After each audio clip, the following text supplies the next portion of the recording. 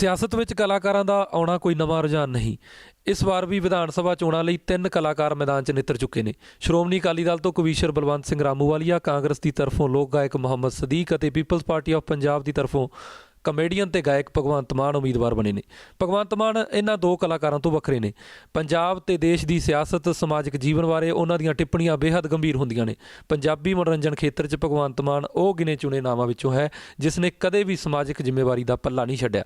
Punjabi radio USA ਦੇ ਸਰੋਤਿਆਂ ਨਾਲ ਮੈਂ ਗੌਤਮ ਰਿਸ਼ੀ ਰੂਬਰੂ ਕਰਨ ਜਾ ਰਿਹਾ ਹਾਂ ਲਹਿਰਾ ਗਾਗਾ ਵਿਧਾਨ ਸਭਾ ਹਲਕੇ ਤੋਂ ਪੀਪਲਜ਼ ਪਾਰਟੀ ਆਫ ਪੰਜਾਬ ਦੇ ਬਹੁਤ ਚਰਚਿਤ ਉਮੀਦਵਾਰ ਭਗਵੰਤ ਮਾਨ ਨੂੰ। ਭਗਵੰਤ ਮਾਨ ਜੀ, ਤੁਹਾਡਾ ਪੰਜਾਬੀ ਰੇਡੀਓ USA 'ਚ ਸਵਾਗਤ ਹੈ। ਬਹੁਤ ਬਹੁਤ ਮਿਹਰਬਾਨੀ ਗੌਤਮ ਜੀ। ਮੇਰੇ ਵੱਲੋਂ ਵੀ ਜਿੰਨੇ ਵੀ ਇਸ ਵਕਤ ਸਰੋਤੇ ਘਰਾਂ 'ਚ, ਕਾਰਾਂ 'ਚ ਜਾਂ ਇੰਟਰਨੈਟ 'ਤੇ ਜਾਂ ਰੇਡੀਓ ਰਾਹੀਂ ਮੇਰੀ ਆਵਾਜ਼ ਨੂੰ ਸੁਣ ਰਹੇ ਨੇ, ਸਾਰਿਆਂ ਨੂੰ ਪਿਆਰ ਭਰੀ ਸਤਿ ਸ਼੍ਰੀ ਅਕਾਲ ਹੈ ਜੀ। ਭਗਵੰਤ ਜੀ, ਤੁਹਾਡਾ ਸਿਆਸਤ 'ਚ ਆਉਣ ਦਾ ਮਨ ਕਿਵੇਂ ਬਣਿਆ? ਮੇਰੇ ਲਈ ਇਹ ਸਵਾਲ ਕੋਈ ਨਵਾਂ ਨਹੀਂ, ਪਰ ਜਿਸ ਤਰ੍ਹਾਂ ਤੁਸੀਂ ਮੇਰੇ ਤੋਂ ਪਹਿਲਾਂ ਬੋਲਦਿਆਂ ਕਿਹਾ ਕਿ ਮੈਂ ਜਿੰਨੀਆਂ ਵੀ ਟਿੱਪਣੀਆਂ ਕੀਤੀਆਂ ਹੁਣ ਤੱਕ ਆਪਣੇ ਮਨੋਰੰਜਕ ਜਾਂ ਐਂਟਰਟੇਨਮੈਂਟ ਲਾਈਫ 'ਚ, ਜਾਂ ਮੈਂ ਐਜ਼ ਏ ਆਰਟਿਸਟ ਜਿੰਨਾ ਚਿਰ ਵਿਚਰਿਆ, ਮੈਂ 17-18 ਸਾਲ ਦੀ ਉਮਰ ਸੀ ਜਦੋਂ ਕੁਲਫੀ ਗਰਮਾ ਗਰਮ ਕੈਸੇਟ ਆਈ ਸੀ, ਅਤੇ ਮੇਰੀਆਂ ਸਾਰੀਆਂ ਜਿਹੜੀਆਂ ਟਿੱਪਣੀਆਂ ਸੀ ਉਹ ਸਰਕਾਰਾਂ 'ਤੇ ਹੀ ਸੀ, ਉਹ ਸਿਸਟਮ ਦੇ ਅਗੇਂਸਟ ਹੀ ਸੀ। ਮੈਂ ਸਿਸਟਮ ਨੂੰ ਬੜਾ ਭੰਡਿਆ, ਚਾਹੇ ਉਹ ਪੁਲਿਸ ਸਿਸਟਮ ਹੈ, ਚਾਹੇ ਅਫਸਰਸ਼ਾਹੀ ਹੈ, ਚਾਹੇ ਲੀਡਰਾਂ ਦੀ ਗੱਲ ਕਰ ਲਈਏ। ਸੋ ਮੈਂ ਹਮੇਸ਼ਾ ਲੋਕਾਂ ਦੇ ਹੱਕ ਦੀ ਗੱਲ ਕਰਦਾ ਰਹਿੰਦਾ ਸੀ, ਅਤੇ ਮੇਰੇ ਦਿਲ 'ਚ ਇਹ ਲੱਗਦਾ ਸੀ ਮੈਨੂੰ ਇਹ ਕਿ ਜਿਹੜੀਆਂ ਮੈਂ ਗੱਲਾਂ ਕਰਦਾ ਲੋਕ ਪਸੰਦ ਕਰਦੇ ਆ। ਮੈਂ ਸਟੇਜਾਂ 'ਤੇ ਵੀ ਜਦੋਂ ਬੋਲਦਾ ਲੋਕ ਬਹੁਤ ਪਸੰਦ ਕਰਦੇ ਆ, ਪਰ ਇਕੱਲੀਆਂ ਤਾੜੀਆਂ ਮਾਰ ਕੇ ਸਰ ਜਾਂਦਾ ਸੀ ਜੀ, ਇਕੱਲਾ ਹੱਸ ਕੇ ਸਰ ਜਾਂਦਾ ਸੀ, ਕੋਈ ਅਮਲੀ ਰੂਪ ਨਹੀਂ ਉਹਨੂੰ ਦਿੱਤਾ ਜਾਂਦਾ ਸੀ। ਸੋ ਮੇਰੇ ਦਿਮਾਗ 'ਚ ਇਹ ਲੱਗਦਾ ਸੀ ਮੈਨੂੰ, ਯਾਰ ਕਿਤੇ ਇਕੱਲਾ ਕਾਮੇਡੀ ਕਿੰਗ ਕਹਾ ਕੇ ਨਾ ਦੁਨੀਆ ਤੋਂ ਚਲੇ ਜਾਈਏ। ਜੋ ਮੈਂ ਕਰਨਾ ਚਾਹੁੰਦਾ ਸਮਾਜ 'ਚ, ਹਜੇ ਉਹ ਮੇਰੇ ਫਰਜ਼ ਪੂਰੇ ਨਹੀਂ ਹੋਏ, ਮਿਸ਼ਨ ਪੂਰੇ ਨਹੀਂ ਹੋਏ। ਅਤੇ ਮੈਂ ਜਦੋਂ ਸਿਆਸਤ ਬਾਰੇ ਸੋਚਦਾ ਸੀਗਾ ਤਾਂ ਉਹੀ 2 ਪਾਰਟੀਆਂ ਮੇਰੇ ਮੂਹਰੇ ਖੜ੍ਹੀਆਂ ਸੀ ਜਿਹੜੀਆਂ ਪੰਜਾਬ ਦਾ ਇਹ ਹਾਲ ਕਰਨ ਦੀਆਂ ਜ਼ਿੰਮੇਵਾਰ ਨੇ, ਜਿਨ੍ਹਾਂ ਹਾਲਾਤਾਂ 'ਤੇ ਮੈਂ ਟਿੱਪਣੀਆਂ ਕਰਦਾ ਸੀ। ਸੋ ਇਸ ਕਰਕੇ ਮੇਰਾ ਮਨ ਬੜਾ ਦੁਖੀ ਹੁੰਦਾ ਸੀ ਕਿ ਕਰੀਏ ਤਾਂ ਕੀ ਕਰੀਏ। ਤਾਂ ਅਚਾਨਕ ਜਦੋਂ ਮਨਪ੍ਰੀਤ ਸਿੰਘ ਬਾਦਲ ਨੇ ਸੱਚ ਦਾ ਝੰਡਾ ਚੁੱਕਿਆ, ਆਪਣੇ ਵਿੱਤ ਮੰਤਰਾਲੇ ਨੂੰ ਠੋਕਰ ਮਾਰੀ, ਅਤੇ ਆਪ ਗੱਡੀ ਚਲਾਉਣ ਦੀ ਉਹਨਾਂ ਨੇ ਰਵਾਇਤ ਪਾਈ ਹੋਈ ਹੈ ਪਿਛਲੇ 16-17 ਸਾਲਾਂ ਤੋਂ, VIP ਕਲਚਰ ਨੂੰ ਖ਼ਤਮ ਕਰਨ ਦੀ, ਅਤੇ ਭਗਤ ਸਿੰਘ ਹੋਰਾਂ ਦੇ ਸੁਪਨਿਆਂ ਦੀ ਗੱਲ ਕੀਤੀ, ਤਾਂ ਮੈਨੂੰ ਲੱਗਿਆ ਕਿ 1 ਅਤੇ 2 11 ਹੁੰਦੇ ਨੇ, ਹੁਣ ਵਿਚਾਰ ਮਿਲ ਜਾਣਗੇ ਅਤੇ ਮੈਂ ਸਭ ਕੁਝ ਛੱਡ ਕੇ ਮਨਪ੍ਰੀਤ ਸਿੰਘ ਬਾਦਲ ਹੋਰਾਂ ਨਾਲ ਕਾਫਲੇ ਦੇ ਵਿੱਚ ਜੁਆਇਨ ਕਰਨ ਦਾ ਮੈਂ ਮਨ ਬਣਾ ਲਿਆ ਜੀ। ਤੁਸੀਂ ਰਸਮੀ ਜਿਹੜਾ ਸਿਆਸੀ ਸਫ਼ਰ ਹੈਗਾ ਉਹਦੀ ਸ਼ੁਰੂਆਤ ਪੀਪਲਜ਼ ਪਾਰਟੀ ਆਫ ਪੰਜਾਬ ਤੋਂ ਕੀਤੀ ਹੈ। ਹਾਲਾਂਕਿ ਜਿਹੜਾ ਕਾਂਗਰਸ ਤੇ ਅਕਾਲੀ ਦਲ ਪੰਜਾਬ ਦੀਆਂ 2 ਪ੍ਰਮੁੱਖ ਪਾਰਟੀਆਂ ਨੇ, ਇਹਨਾਂ ਤੋਂ ਤੁਹਾਨੂੰ ਵੱਡਾ ਮੰਚ ਮਿਲ ਸਕਦਾ ਸੀ? ਮੈਨੂੰ ਗੌਤਮ ਜੀ ਕੋਈ MLA ਬਣਨ ਦਾ ਚਾਅ ਨਹੀਂ, ਮੈਨੂੰ ਕੋਈ ਲਾਲ ਬੱਤੀ ਲਾਉਣ ਦਾ ਜਾਂ ਹੂਟਰ ਮਾਰਨ ਦਾ ਜਾਂ ਹਰੇ ਪੈਨ ਨਾਲ ਆਰਡਰ ਦੇਣ ਦਾ ਚਾਅ ਨਹੀਂ। ਜੇ ਮੈਂ MLA ਬਣਨਾ ਹੁੰਦਾ ਤਾਂ ਉਹਨਾਂ ਦੋਨਾਂ ਵੱਡੀਆਂ ਪਾਰਟੀਆਂ ਵੱਲੋਂ ਵੀ ਬਣਿਆ ਬਣਾਇਆ ਮੈਨੂੰ ਕੇਡਰ ਮਿਲ ਜਾਂਦਾ, ਉਹ ਟਿਕਟਾਂ ਦਿੰਦੀਆਂ, ਬਣੇ ਬਣਾਏ ਵਰਕਰ ਮਿਲ ਜਾਂਦੇ, ਪੈਸੇ ਵੀ ਖਰਚ ਕਰ ਦਿੰਦੇ ਆਪੀ। ਪਰ ਮੇਰਾ ਮਕਸਦ ਮਕਸਦ ਇਹ ਸੀਗਾ ਕਿ ਮੈਨੂੰ MLA ਜਾਂ ਹੋਰ ਕੁਛ ਅਹੁਦੇ ਨਹੀਂ ਚਾਹੀਦੇ। ਮੈਨੂੰ ਇੱਕੋ ਹੀ ਚਾਅ ਹੈਗਾ ਕਿ ਜੇ ਮੇਰੇ ਅੱਖਾਂ ਸਾਹਮਣੇ ਮੇਰਾ ਪੰਜਾਬ ਖਤਮ ਹੋਈ ਜਾਂਦਾ ਕੈਂਸਰ ਨਾਲ, ਨੌਜਵਾਨ ਪਾਣੀ ਦੀਆਂ ਟੈਂਕੀਆਂ 'ਤੇ ਚੜ੍ਹੇ ਖੜ੍ਹੇ ਨੇ, ਕੋਈ ਸੜਕ ਨਹੀਂ ਇਹੋ ਜਿਹੀ ਪੰਜਾਬ ਦੀ ਜਿੱਥੇ ਭੁੱਖ ਹੜਤਾਲ ਜਾਂ ਮਰਨ ਵਰਤ ਨਾ ਰੱਖਿਆ ਹੋਵੇ, PhD MPhil ਮੁੰਡੇ ਕੁੜੀਆਂ ਪੱਗਾਂ ਚੁੰਨੀਆਂ ਲਹਾਉਂਦੇ ਫਿਰਦੇ ਨੇ, ਮੇਰੀਆਂ ਅੱਖਾਂ ਸਾਹਮਣੇ ਮੇਰਾ ਪੰਜਾਬ ਖਤਮ ਹੋ ਰਿਹਾ, ਅਤੇ ਮੈਂ ਘੱਟੋ ਘੱਟ ਹਾਂ ਦਾ ਨਾਅਰਾ ਮਾਰਾਂ। ਜੇ ਮੈਂ ਕਾਮੇਡੀ ਕਿੰਗ ਜਾਂ ਫਿਰ ਆਪਣੀਆਂ ਬੈਂਕਾਂ ਦੇ ਅਕਾਊਂਟ ਭਰ ਕੇ ਹੀ ਚਲਾ ਜਾਊਂਗਾ, ਤਾਂ ਫਿਰ ਜਦੋਂ ਪੰਜਾਬ ਦੀ ਖਾਤਮੇ ਦੀ ਜਾਂ ਪੰਜਾਬ ਦੇ ਅੰਤ ਦੀ ਗੱਲ ਚੱਲੂਗੀ, ਤਾਂ ਫਿਰ ਉਹਨਾਂ ਦੇ ਅੰਤ ਕਰਨ ਵਾਲਿਆਂ ਦੀ ਲਿਸਟ ਦੇ ਵਿੱਚ ਮੇਰਾ ਨਾਮ ਵੀ ਸ਼ਾਮਲ ਹੋਊਗਾ ਕਿ ਤੁਹਾਡੀ ਆਵਾਜ਼ ਨੂੰ ਲੋਕਾਂ ਨੇ ਭਗਵੰਤ ਮਾਨ ਦੀ ਆਵਾਜ਼ ਬਣਾਇਆ ਸੀ, ਤੁਹਾਡੀ ਆਵਾਜ਼ ਨੂੰ ਲੋਕ ਸੁਣਦੇ ਸੀ, ਤੁਹਾਡੇ ਕਰਕੇ ਲੋਕ ਇਕੱਠੇ ਹੁੰਦੇ ਸੀ, ਤਾਂ ਤੁਸੀਂ ਫਿਰ ਦੱਸਿਆ ਕਿਉਂ ਨਹੀਂ। ਸੋ ਮੈਂ ਇਸ ਜ਼ਮੀਰ ਦੀ ਆਵਾਜ਼ ਨੂੰ ਆਪਣੀ ਨੂੰ ਸੁਣ ਕੇ ਮੈਂ ਮਨਪ੍ਰੀਤ ਸਿੰਘ ਬਾਦਲ ਹੋਰਾਂ ਨਾਲ ਚੱਲਣ ਦਾ ਮੌਕਾ ਜੋ ਮੈਨੂੰ ਮਿਲਿਆ, ਮੈਂ ਉਹਦਾ ਮੈਂ ਫਾਇਦਾ ਉਠਾਇਆ, ਅਤੇ ਮੈਂ ਪੰਜਾਬ ਦੇ ਫਾਇਦੇ ਲਈ ਆਇਆ, ਮੈਂ ਕਿਸੇ ਦਾ ਨੁਕਸਾਨ ਕਰਨ ਨਹੀਂ ਆਇਆ। ਹਾਂ, ਗੱਲ ਇਹ ਹੈ ਕਿ ਗੰਗਾ ਜਿੱਥੋਂ ਨਿਕਲਦੀ ਹੈ, ਗੰਗੋਤਰੀ ਨਾਂ ਦੀ ਜਗ੍ਹਾ, ਉੱਥੇ ਇੱਕ ਨਾਲੀ ਜਿੱਡੀ ਹੈ, ਉਹਨੂੰ ਇੱਕ ਛਾਲ ਮਾਰ ਕੇ ਪਾਰ ਕੀਤਾ ਜਾਂਦਾ। ਪਰ ਜਦੋਂ ਉਹ ਗੰਗਾ ਗੌਤਮ ਜੀ ਝਰਨਿਆਂ ਦੇ ਵਿੱਚ ਦੀ ਹੁੰਦੀ ਹੋਈ ਮੈਦਾਨਾਂ 'ਚ ਪਹੁੰਚਦੀ ਹੈ, ਤਾਂ ਉਹ ਐਡੀ ਵੱਡੀ ਬਣ ਜਾਂਦੀ ਹੈ ਕਿ ਉਹਨੂੰ ਪਾਰ ਕਰਨ ਵਾਸਤੇ ਜਹਾਜ਼ ਚਾਹੀਦੇ। ਸੋ ਸਾਡੀ ਜਿਹੜੀ ਗੰਗੋਤਰੀ ਤੋਂ ਗੰਗਾ ਨਿਕਲੀ ਸੀ ਖਟਕੜ ਕਲਾਂ ਤੋਂ, ਅਤੇ ਅੱਜ ਉਹ ਮੈਦਾਨਾਂ 'ਚ ਆ ਗਈ ਤਾਂ ਜਹਾਜ਼ ਬਣ ਗਈ। ਹੁਣ ਪੀਪੀਪੀ ਵੱਲੋਂ ਤੁਹਾਨੂੰ ਲਹਿਰਾ ਗਾਗਾ ਵਿਧਾਨ ਸਭਾ ਹਲਕੇ ਤੋਂ ਸਾਬਕਾ ਮੁੱਖ ਮੰਤਰੀ ਬੀਬੀ ਰਜਿੰਦਰ ਕੌਰ ਭੱਠਲ ਦੇ ਮੁਕਾਬਲੇ ਉਮੀਦਵਾਰ ਬਣਾਇਆ ਗਿਆ। ਬੀਬੀ ਭੱਠਲ ਕਾਫੀ ਮਜ਼ਬੂਤ ਉਮੀਦਵਾਰ ਨੇ ਤੇ ਆਪਣੇ ਆਪ ਨੂੰ ਅਗਲੇ ਮੁੱਖ ਮੰਤਰੀ ਦੇ ਦਾਅਵੇਦਾਰ ਵਜੋਂ ਪੇਸ਼ ਕਰ ਰਹੇ ਨੇ। ਅਜਿਹੇ ਹਾਲਾਤ 'ਚ ਲਹਿਰਾ ਗਾਗਾ ਸੀਟ ਤੋਂ ਚੋਣ ਲੜਨ ਦੀ ਕਿਵੇਂ ਸੋਚੀ? ਦੇਖੋ, ਮੇਰੇ ਲਈ ਬਹੁਤ ਸਾਰੀਆਂ ਆਪਸ਼ਨਾਂ ਸੀ। ਹਾਂਜੀ। ਮਨਪ੍ਰੀਤ ਸਿੰਘ ਬਾਦਲ ਕਹਿੰਦੇ ਵੀ ਤੁਸੀਂ ਕਿੱਥੋਂ ਲੜਨਾ ਚਾਹੋਗੇ? ਮੈਂ ਕਿਹਾ ਜੀ ਤੁਸੀਂ ਜਿੱਥੋਂ ਮਰਜ਼ੀ ਲੜਾ ਦਿਓ, ਮੈਨੂੰ ਤਾਂ ਕੋਈ ਇੱਦਾਂ ਦੀ ਗੱਲ ਨਹੀਂ, ਜਿੱਥੋਂ ਤੁਸੀਂ ਸੋਚਦੇ ਹੋ, ਕਿਉਂਕਿ ਮੈਂ ਕਿਸੇ ਵੀ ਹਲਕੇ ਲਈ, ਪੰਜਾਬ ਦੇ ਲਈ ਮੈਂ ਬਾਹਰਲਾ ਉਮੀਦਵਾਰ ਨਹੀਂ। ਭਗਵੰਤ ਮਾਨ ਤਾਂ ਸਾਰਿਆਂ ਦਾ ਸਾਂਝਾ ਹੀ ਹੈ। ਸੋ ਜਿੱਥੇ ਵੀ ਮੈਂ ਜਾਂਦਾ ਸੀ ਪ੍ਰਚਾਰ ਕਰਨ, ਲੋਕ ਕਹਿੰਦੇ ਸੀ ਤੂੰ ਇੱਥੋਂ ਆ ਜਾ, ਮੋਗੇ ਵਾਲੇ ਕਹਿੰਦੇ ਇੱਥੋਂ ਆ ਜਾ, ਅਮਰਗੜ੍ਹ ਵਾਲੇ ਕਹਿੰਦੇ ਇੱਥੋਂ ਆ ਜਾ, ਮੌੜ ਵਾਲੇ ਕਹਿੰਦੇ ਇੱਥੋਂ ਆ ਜਾ। ਅਤੇ ਮੈਂ ਉਹਨਾਂ ਨੂੰ ਕਿਹਾ ਵੀ ਜਿੱਥੋਂ ਵੀ ਤੁਸੀਂ ਮੈਨੂੰ ਕਹੋਗੇ, ਮੈਂ ਕੋਈ ਇਹ ਨਹੀਂ ਦੇਖਣਾ ਕਿ ਮੇਰੇ ਅੱਗੇ ਕੌਣ ਆ, ਮੈਂ ਤਾਂ ਆਪਣਾ ਕੰਮ ਕਰਨਾ, ਮੈਂ ਪ੍ਰਚਾਰ ਕਰਨਾ, ਮੈਂ ਸੱਚ ਦੱਸਣਾ ਲੋਕਾਂ ਨੂੰ। ਜੇ ਲੋਕਾਂ ਨੇ ਮੇਰਾ ਸੱਚ ਮੇਰੇ 'ਤੇ ਯਕੀਨ ਕੀਤਾ ਤਾਂ ਮੈਨੂੰ ਵੋਟਾਂ ਪਾ ਦੇਣਗੇ, ਨਹੀਂ ਤਾਂ ਜਿਨ੍ਹਾਂ ਨੂੰ ਜਿਤਾਉਂਦੇ ਆਏ ਨੇ 5-5 ਸਾਲ ਦੀਆਂ ਵਾਰੀਆਂ ਵਾਲਿਆਂ ਨੂੰ, ਉਹਨੂੰ ਜਿਤਾ ਦੇਣਗੇ। ਤਾਂ ਮਨਪ੍ਰੀਤ ਜੀ ਕਹਿੰਦੇ ਵੀ ਭਗਵੰਤ ਤੂੰ ਸਾਡੀ ਤੋਪ ਹੈ, ਤੂੰ ਸਾਡੀ ਪਾਰਟੀ ਦੀ ਤੋਪ ਹੈ। ਅਤੇ ਫਿਰ ਮੈਂ ਕਿਹਾ ਜੀ ਤੋਪ ਨਾਲ ਫਿਰ ਚਿੜੀਆਂ ਨਾ ਮਾਰਿਓ, ਕੋਈ ਕਿਲਾ ਢਾਇਓ। ਸੋ ਉਹ ਕਹਿੰਦੇ ਫਿਰ ਤੂੰ ਦੱਸ। ਮੈਂ ਕਿਹਾ ਜੀ ਮੇਰਾ ਮਨ ਹੈ ਲਹਿਰੇ ਗਾਗੇ ਦੇ ਵਿੱਚ ਪਿਛਲੇ 19 ਸਾਲ ਤੋਂ ਬੀਬੀ ਭੱਠਲ ਉਹਨਾਂ ਭੋਲੇ ਭਾਲੇ ਲੋਕਾਂ ਦੇ ਜਜ਼ਬਾਤਾਂ ਨੂੰ ਵਰਤਦੇ ਆ ਰਹੇ ਨੇ। ਉਹਨੇ ਕੁਛ ਨਹੀਂ ਕੀਤਾ, ਮੁੱਖ ਮੰਤਰੀ ਵੀ ਰਹਿ ਲਏ, ਉਪ ਮੁੱਖ ਮੰਤਰੀ ਵੀ ਰਹਿ ਲਏ, ਮੰਤਰੀ ਵੀ ਰਹਿ ਲਏ, ਪਰ ਉਹ ਸਿਰਫ ਵੋਟਾਂ ਮੰਗਣ ਜਾਂਦੇ ਨੇ, ਹੋਰ ਕੋਈ ਕੰਮ ਹੀ ਨਹੀਂ ਜਾਂਦੇ ਉੱਥੇ। ਸੋ ਮੈਂ ਲਹਿਰੇ ਦੇ ਲੋਕ ਮੈਨੂੰ ਇੰਨਾ ਪਿਆਰ ਕਰਦੇ ਨੇ, ਅਤੇ ਮੈਂ ਲਹਿਰੇ ਦੇ ਲੋਕਾਂ ਨੂੰ ਨਾ MLA ਦੇ ਮਤਲਬ ਦੱਸਣਾ ਚਾਹੁੰਦਾ। ਉਹਨਾਂ ਨੂੰ ਯਕੀਨ ਆਊਗਾ ਐਤਕੀ ਕਿ ਵੋਟਾਂ ਮੰਗਣ ਤੋਂ ਬਾਅਦ, ਰਿਜ਼ਲਟ ਤੋਂ ਬਾਅਦ, ਵੋਟਾਂ ਮੰਗਣ ਤੋਂ ਪਹਿਲਾਂ ਵੀ ਕੋਈ ਆ ਜਾਂਦਾ ਹੁੰਦਾ। ਸੋ ਇਹ ਮੈਂ ਪਰਿਭਾਸ਼ਾ 'ਚ ਬਦਲਣੀ ਚਾਹੁੰਦਾ। ਅਤੇ ਉਹਨਾਂ ਲੋਕਾਂ ਦਾ ਮੈਂ ਜੀਵਨ ਪੱਧਰ ਮੈਂ ਜਦੋਂ ਦੇਖਿਆ ਤਾਂ ਮੈਨੂੰ ਬੜਾ ਦੁੱਖ ਹੋਇਆ ਕਿ ਸਾਡੇ 19 ਸਾਲ ਤੋਂ ਸਾਡੇ ਪ੍ਰਤੀਨਿਧੀ ਜਿਹੜੇ ਨੇ ਉਹ ਸਾਨੂੰ ਗਲੀਆਂ ਨਾਲੀਆਂ ਅਤੇ ਸ਼ਮਸ਼ਾਨ ਘਾਟਾਂ ਦੀਆਂ ਕੰਧਾਂ ਤੋਂ ਉੱਪਰ ਹੀ ਨਹੀਂ ਉੱਠਣ ਦਿੰਦੇ। ਉਦੋਂ ਵੱਧ ਕੋਈ ਗ੍ਰਾਂਟ ਮੰਗ ਹੀ ਨਹੀਂ ਸਕਦੇ ਅਸੀਂ, ਨਾ ਕੋਈ ਸਕੂਲ ਹੈ ਚੱਜ ਦਾ, ਨਾ ਕੋਈ ਕਾਲਜ ਹੈ, ਨਾ ਕੋਈ ਹਸਪਤਾਲ ਹੈ। ਘੱਗਰ ਪਤਾ ਹੀ ਨਹੀਂ ਕਿੰਨੇ ਵਾਰੀ ਹਰ ਸਾਲ ਮਾਰਦਾ, ਬਸ ਸਿਰਫ ਅਰਜ਼ੀਆਂ ਲੈ ਕੇ ਸਾਰ ਦਿੰਦੇ ਨੇ, ਮੁਆਵਜ਼ੇ ਦਾ ਐਲਾਨ ਕਰਕੇ ਸਾਰ ਦਿੰਦੇ ਨੇ। ਸੋ ਤਾਂ ਕਰਕੇ ਮੈਂ ਸੋਚਿਆ ਕਿ ਜੇ ਮੈਨੂੰ ਮੌਕਾ ਮਿਲਦਾ ਤਾਂ ਮੇਰੇ ਅੱਗੇ ਭਾਵੇਂ ਜੋ ਮਰਜ਼ੀ ਹੋਵੇ, ਮੈਂ ਤਾਂ ਆਪਣੇ ਆਪ ਨੂੰ ਦੇਖਦਾ ਜੀ। ਮੈਂ ਨਾ ਆਪਣੇ ਆਪ ਨੂੰ ਮੈਂ ਇਹ ਕਹਿਣਾ ਕਿ ਮੈਂ ਕੋਈ ਵੱਡਾ ਉਮੀਦਵਾਰ ਹਾਂ ਜਾਂ ਕੋਈ ਹੋਰ ਹਾਂ। ਮੈਨੂੰ ਤਾਂ ਇਹ ਹੈ ਕਿ ਜੇ ਲੋਕਾਂ ਨੇ ਮੇਰੇ 'ਤੇ ਯਕੀਨ ਕੀਤਾ ਤਾਂ ਮੈਂ ਉਹਨਾਂ ਦੇ ਯਕੀਨ 'ਤੇ ਪੂਰਾ ਉਤਰੂੰਗਾ। ਲਹਿਰਾ ਗਾਗਾ ਹਲਕੇ ਤੋਂ ਤੁਸੀਂ ਜਿੱਤ ਦੇ ਦਾਅਵੇ ਨਾਲ ਉਤਰੇ ਹੋ ਜਾਂ ਸਖਤ ਟੱਕਰ ਦੇਣ ਲਈ? 2 ਕਪਤਾਨ ਨੇ ਜਿਹੜੇ ਆਪਣੀ ਟੀਮ ਨੂੰ ਮੈਦਾਨ 'ਚ ਲੈ ਕੇ ਜਾਂਦੇ ਨੇ। ਹਾਂਜੀ। ਇੱਕ ਕੈਪਟਨ ਕਹਿੰਦਾ ਚਲੋ ਬਈ ਅੱਜ ਜਿੱਤਣਾ ਹੈ, ਹਾਂਜੀ। ਅਤੇ ਦੂਜਾ ਕੈਪਟਨ ਕਹਿੰਦਾ ਚਲੋ ਬਈ ਅੱਜ ਹਾਰਨਾ ਨਹੀਂ। ਪਰ ਜਿਹੜਾ ਦੂਜਾ ਹੈ ਉਹ ਨੈਗੇਟਿਵ ਹੈ, ਦੂਜਾ ਹਾਰ ਬਚਾਉਣ ਵਾਸਤੇ ਜਾ ਰਿਹਾ, ਅਤੇ ਪਹਿਲਾ ਜਿਹੜਾ ਹੈ ਉਹ ਸਿਰਫ ਜਿੱਤਣ ਵਾਸਤੇ ਜਾ ਰਿਹਾ। ਸੋ ਮੈਂ ਪਹਿਲੇ ਕੈਪਟਨ ਦੀ ਟੀਮ 'ਚ ਹਾਂ। ਚਲੋ ਬਈ ਆਪਾਂ ਜਿੱਤਣਾ, ਅਸੀਂ ਕਿਸੇ ਨੂੰ ਟੱਕਰ ਨਹੀਂ ਦੇਣੀ, ਅਸੀਂ ਕਿਸੇ ਦਾ ਨੁਕਸਾਨ ਨਹੀਂ ਕਰਨਾ, ਅਸੀਂ ਪੰਜਾਬ ਦਾ ਫਾਇਦਾ ਕਰਨਾ। ਪੀਪਲਸ ਪਾਰਟੀ ਦੇ ਉਮੀਦਵਾਰ ਵਜੋਂ ਤੇ ਤੁਹਾਡਾ ਜਿਹੜਾ ਪਿਛੋਕੜ ਵੀ ਸੁਨਾਮ ਲਹਿਰਾ ਗਾਗਾ ਹਲਕੇ ਤੋਂ ਹੈਗਾ, ਅਤੇ ਉੱਥੇ ਤੁਹਾਡੇ ਕੀ ਲੋਕਲ ਚੋਣ ਮੁੱਦੇ ਹੋਣਗੇ? ਜਿਸ ਤਰ੍ਹਾਂ ਮੈਂ ਪਹਿਲਾਂ ਦੱਸਿਆ ਕਿ ਉਸ ਹਲਕੇ ਦਾ ਇਹ ਹਾਲ ਕੀਤਾ ਹੋਇਆ ਸਾਡੇ ਲੀਡਰਾਂ ਨੇ ਕਿ ਰਿਆਸਤਾਂ ਬਣ ਗਈਆਂ। ਜਿਵੇਂ ਪਹਿਲਾਂ ਹੁੰਦਾ ਸੀ ਕਿ ਆਹ ਜੀਂਦ ਵਾਲਾ ਰਾਜਾ, ਨਾਭੇ ਵਾਲਾ ਰਾਜਾ, ਫਰੀਦਕੋਟ ਵਾਲਾ ਰਾਜਾ, ਆਹ ਕਪੂਰਥਲੇ ਵਾਲਾ ਰਾਜਾ, ਪਟਿਆਲੇ ਵਾਲਾ ਰਾਜਾ, ਰਿਆਸਤਾਂ ਹੁੰਦੀਆਂ ਸੀ। ਇਸੇ ਤਰ੍ਹਾਂ ਹੁਣ ਰਿਆਸਤਾਂ ਬਣ ਗਈਆਂ ਕਿ ਆਹ ਲਹਿਰਾ ਗਾਗਾ ਭੱਠਲ ਰਿਆਸਤ ਹੈ, ਆਹ ਸੁਨਾਮ ਢੀਂਡਸਾ ਰਿਆਸਤ ਹੈ, ਸਰਦੂਲਗੜ੍ਹ ਭੂੰਦੜ ਰਿਆਸਤ ਹੈ ਜੀ। ਇਹ ਇਸ ਤਰ੍ਹਾਂ ਦੀਆਂ ਰਿਆਸਤਾਂ ਜਿਹੜੀਆਂ ਬਣ ਗਈਆਂ, ਸਿਰਫ ਪੈਸੇ ਦੇ ਕੇ ਵੋਟਾਂ ਲੈ ਕੇ ਦੁਬਾਰਾ ਫਿਰ ਰਾਜੇ ਰਾਣੀਆਂ ਪੈਦਾ ਹੋਣ ਲੱਗ ਗਏ। ਸੋ ਲੋਕਤੰਤਰ ਦਾ ਮਤਲਬ ਬਦਲ ਗਿਆ। ਸੋ ਅਸੀਂ ਇਹ ਰਿਆਸਤਾਂ ਤੋੜਨ ਵਾਸਤੇ ਇਹ ਸਾਡਾ ਕਾਫਲਾ ਬਣਿਆ ਹੋਇਆ।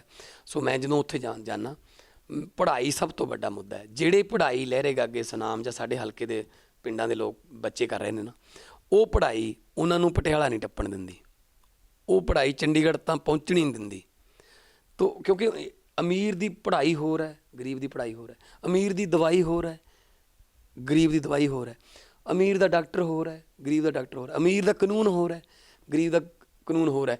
ਸੋ ਮੈਂ ਇਹੀ ਕਹਿਣਾ ਉਹਨਾਂ ਲੋਕਾਂ ਨੂੰ ਕਿ ਜਿਹੜੀ ਪੜ੍ਹਾਈ ਤੁਸੀਂ ਪੜ੍ਹਾਉਂਦੇ ਨਾ ਆਪਣੇ ਬੱਚਿਆਂ ਨੂੰ, ਚਾਹੇ ਪ੍ਰਾਈਵੇਟ ਸਕੂਲਾਂ 'ਚ ਵੀ ਹੋਵੇ, ਇਹ ਪੜ੍ਹਾਈ 'ਤੇ ਖੁਸ਼ ਨਾ ਹੋਵੋ। ਉੱਧਰ 99, 99.1, 99.2, ਈਵਨ 100% ਨੰਬਰ ਆਉਣ ਲੱਗ ਗਏ, ਅਤੇ ਆਪਾਂ ਹਜੇ ਤੱਕ 60-70% ਨੰਬਰਾਂ 'ਤੇ ਲੱਡੂ ਵੰਡੀ ਜਾਂਦੇ ਹਾਂ।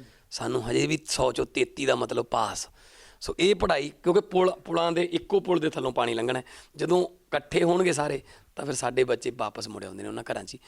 ਇਹ ਮੈਂ ਬਦਲਣਾ ਚਾਹੁੰਦਾ ਕਿ ਲਹਿਰੇ ਗਾਗੇ ਦੇ ਹਲਕੇ ਦੇ ਬੱਚਿਆਂ ਨੂੰ ਵੀ ਵੱਡੀਆਂ ਵੱਡੀਆਂ ਕੰਪਨੀਆਂ ਮਾਈਕਰੋਸਾਫਟ ਜਾਂ ਗੁੜਗਾਉਂ ਦੀਆਂ, ਹੈਦਰਾਬਾਦ, ਬੈਂਗਲੌਰ, ਚੇਨਈ ਦੀਆਂ ਕੰਪਨੀਆਂ ਪੜ੍ਹਦਿਆਂ ਨੂੰ ਹੀ ਹਾਇਰ ਕਰਨ ਕਿ ਯਾਰ ਤੁਸੀਂ ਜਦੋਂ ਡਿਗਰੀ ਕਰ ਲਈ ਤਾਂ ਤੁਸੀਂ ਸਾਡੇ ਹੋ ਗਏ, ਆ ਲਓ ਤੁਹਾਡੀ ਪੜ੍ਹਾਈ ਦਾ ਖਰਚਾ ਇਸ ਲੈਵਲ ਦਾ ਹੋਵੇ। ਮੈਨੂੰ ਬੱਚਿਆਂ ਦੀ ਟੈਲੈਂਟ ਤੇ ਕੋਈ ਸ਼ੱਕ ਨਹੀਂ ਹੈਗਾ। ਸਾਰੇ ਹੀ ਜਹਾਜ਼ ਨੇ, ਪਰ ਜਹਾਜ਼ ਜਦੋਂ 에ਅਰਪੋਰਟ ਤੇ ਖੜਾ ਹੁੰਦਾ ਨਾ, ਗੇਟ ਤੇ ਲੱਗਿਆ, ਤਾਂ ਉਹਦੇ ਇੰਜਨਾਂ 'ਚ ਭਾਵੇਂ ਜਿੰਨੀ ਮਰਜ਼ੀ ਤਾਕਤ ਹੋਵੇ ਉਹ ਜ਼ੀਰੋ ਹੁੰਦਾ, ਕਿਉਂਕਿ ਉਹਦੇ ਬੈਕ ਗੇਅਰ ਨਹੀਂ ਹੁੰਦਾ। ਇੱਕ ਟਰੈਕਟਰ ਉਹਨੂੰ ਬੈਕ ਕਰਦਾ ਤੇ ਫਿਰ ਉਹ ਸਿੱਧਾ ਹੋ ਜਾਂਦਾ ਆਪਣੇ ਰਨਵੇ ਵੱਲ ਨੂੰ।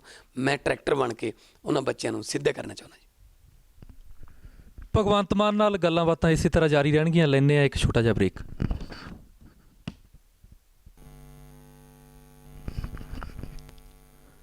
ਭਗਵੰਤ ਮਾਨ ਜੀ, ਤੁਸੀਂ ਕਾਮੇਡੀਅਨ ਹੋ, ਗਾਇਕ ਵੀ ਹੋ। ਚੋਣ ਮੁਹਿੰਮ ਦੇ ਵਿੱਚ ਜਿਹੜਾ ਤੁਹਾਡਾ ਪ੍ਰਚਾਰ ਹੋਏਗਾ ਉਹ ਕਿਸ ਤਰ੍ਹਾਂ ਦਾ ਹੋਏਗਾ? ਨਾ ਤਾਂ ਮੈਂ ਗਾਣੇ ਗਾਉਣੇ ਨੇ, ਨਾ ਹੀ ਮੈਂ ਚੁਟਕਲੇ ਸੁਣਾਉਣੇ ਨੇ। ਮੈਂ ਪਿਛਲੇ 11 ਮਹੀਨਿਆਂ ਤੋਂ 27 ਮਾਰਚ ਤੋਂ ਪੂਰੇ ਪੰਜਾਬ 'ਚ, ਅਮਰੀਕਾ ਕੈਨੇਡਾ 'ਚ ਵੀ ਗਏ ਹਾਂ।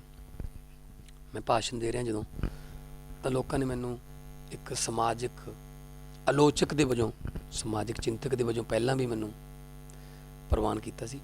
ਇਸ ਵਾਰ ਵੀ ਜਦੋਂ ਮੈਨੂੰ ਇਹ ਲੱਗਦਾ ਸੀ ਕਿ ਸ਼ਾਇਦ ਜਦੋਂ ਮੇਰਾ ਨਾਮ ਬੋਲਿਆ ਜਾਊਗਾ ਤਾਂ ਲੋਕ ਹੱਸਣ ਲੱਗ ਜਾਣਗੇ, ਪਰ ਜਦੋਂ ਮੈਂ ਬੋਲਦਾ ਤੇ ਲੋਕੀ ਜਿੰਨੇ ਗੰਭੀਰ ਹੋ ਕੇ ਮੇਰੀਆਂ ਗੱਲਾਂ ਸੁਣਦੇ ਨੇ, ਔਰ ਜਿੰਨਾ ਮੈਂ ਸਮਾਜਿਕ ਪੰਜਾਬ ਨੂੰ ਦੱਸਦਾ ਕਿ ਕੀ ਹਾਲ ਹੈ ਸਾਡੇ ਪੰਜਾਬ ਦਾ, ਤਾਂ ਇਸ ਕਰਕੇ ਲੋਕਾਂ ਨੂੰ ਜ਼ਿਆਦਾ ਕੋਈ ਹੈਰਾਨੀ ਨਹੀਂ ਹੋਈ ਕਿ ਮੈਂ ਰਾਜਨੀਤੀ 'ਚ ਕਿਉਂ ਆ ਗਿਆ, ਕਿਉਂਕਿ ਮੇਰੇ ਜਿਹੜੇ ਕਮੈਂਟ ਸੀ ਜਾਂ ਮੇਰੇ ਜਿਹੜੀਆਂ ਗੱਲਾਂ ਸੀ, ਉਹੀ ਗੱਲਾਂ ਸੀ ਜਿਹੜੀਆਂ ਲੋਕਾਂ ਦੇ ਦਿਲਾਂ 'ਚ ਅੱਜ ਤੋਂ ਪਿਛਲੇ 20 ਸਾਲ ਤੋਂ ਹੋਣਗੀਆਂ। ਮੈਂ ਤਾਂ 17-18 ਸਾਲਾਂ ਤੋਂ ਬੋਲ ਰਿਹਾ, 50 ਤੋਂ ਹੋਣਗੇ ਸ਼ਾਇਦ, ਕਿ ਲੋਕੀ ਦੁਖੀ ਸੀਗੇ।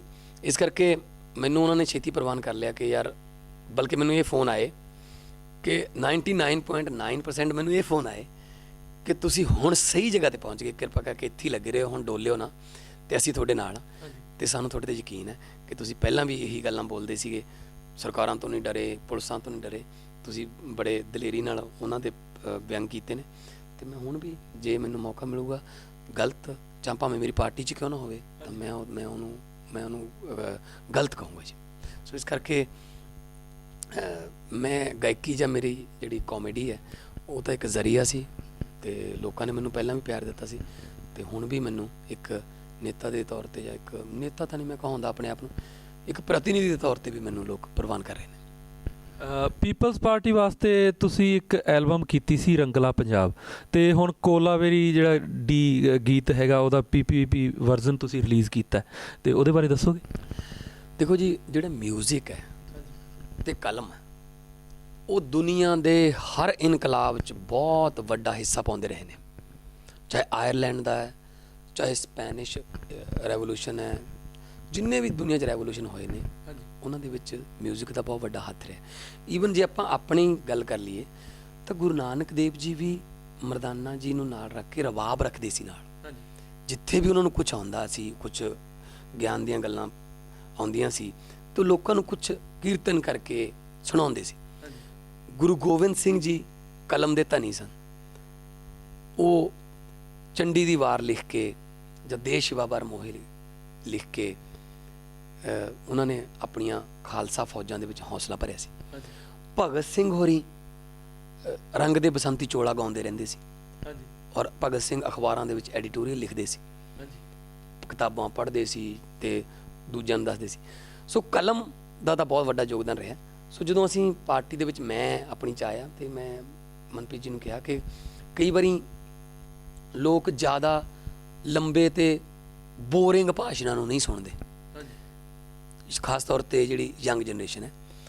ਮੈਂ ਕਿਹਾ ਵੀ ਇਹਨਾਂ ਨੂੰ ਆਪਣਾ ਮੈਸੇਜ ਪਹੁੰਚਾਉਣ ਲਈ ਆਪਾਂ ਮਿਊਜ਼ਿਕ ਦਾ ਸਹਾਰਾ ਲੈ ਸਕਦੇ ਹਾਂ।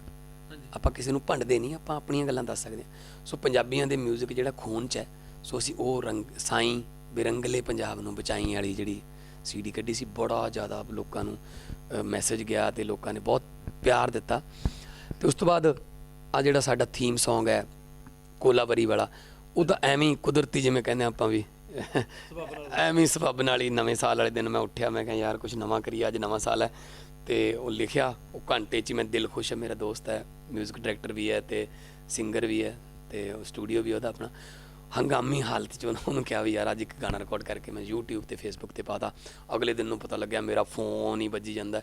ਦੁਨੀਆ ਭਰ ਦੇ ਪੱਤਰਕਾਰਾਂ ਦੇ, ਦੁਨੀਆ ਭਰ ਦੇ ਟੈਲੀਵਿਜ਼ਨਾਂ ਦੇ ਫੋਨ ਆਏ, ਅਸੀਂ ਕੋਲਾਬਰੀ ਕੈਸੇ ਲਿਖਾ ਹੈ ਆਪਨੇ, ਕੈਸੇ ਆਈਡੀਆ ਆਇਆ। ਉਹ ਮੈਂ ਕਿਹਾ ਜੀ ਕਿ ਕੋਈ ਵੀ ਖਾਸ ਆਈਡੀਆ ਨਹੀਂ ਆਇਆ, ਅੱਧੇ ਘੰਟੇ 'ਚ ਲਿਖ ਲਿਆ ਸੀ।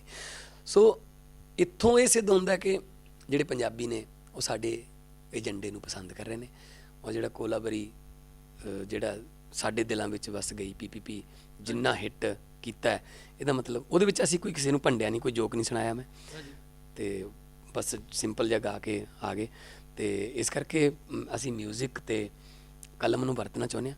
ਔਰ ਕਲਾਸ ਦੇ ਵਿੱਚ ਉਸ ਪ੍ਰੋਫੈਸਰ ਦੀ ਕਲਾਸ ਦੇ ਵਿੱਚ ਕੋਈ ਵੀ ਬੱਚਾ ਗੈਰ ਹਾਜ਼ਰ ਨਹੀਂ ਹੁੰਦਾ ਜਿਹੜਾ ਸਬਜੈਕਟ ਦੇ ਨਾਲ ਨਾਲ ਥੋੜ੍ਹੀਆਂ ਜਿਹੀਆਂ ਇੱਧਰੋਂ ਉੱਧਰੋਂ ਵੀ ਗੱਲਾਂ ਸੁਣਾਉਂਦਾ ਹੋਵੇ। ਜਿਹੜਾ ਸਿਰਫ ਕਿਤਾਬੀ ਗੱਲਾਂ ਕਰਦੇ ਨੇ ਪ੍ਰੋਫੈਸਰ, ਉਹਨਾਂ ਦੀਆਂ ਕਲਾਸਾਂ ਦੇ ਵਿੱਚ ਬੱਚੇ ਉਬਾਸੀਆਂ ਲੈਣ ਲੱਗ ਜਾਂਦੇ ਨੇ ਜਾਂ ਫਿਰ ਗੈਰ ਹਾਜ਼ਰ ਰਹਿਣ ਲੱਗ ਜਾਂਦੇ ਨੇ। ਸੋ ਅਸੀਂ ਇਸ ਚੀਜ਼ ਨੂੰ ਮੱਦੇਨਜ਼ਰ ਰੱਖਦੇ ਹੋਏ ਆਪਣੇ ਮਿਊਜ਼ਿਕ ਦਾ ਵੀ ਸਹਾਰਾ ਆਪਣੇ ਏਜੰਡੇ ਨੂੰ ਫੈਲਾਉਣ ਵਾਸਤੇ ਲੈ ਰਹੇ ਹਾਂ ਜੀ।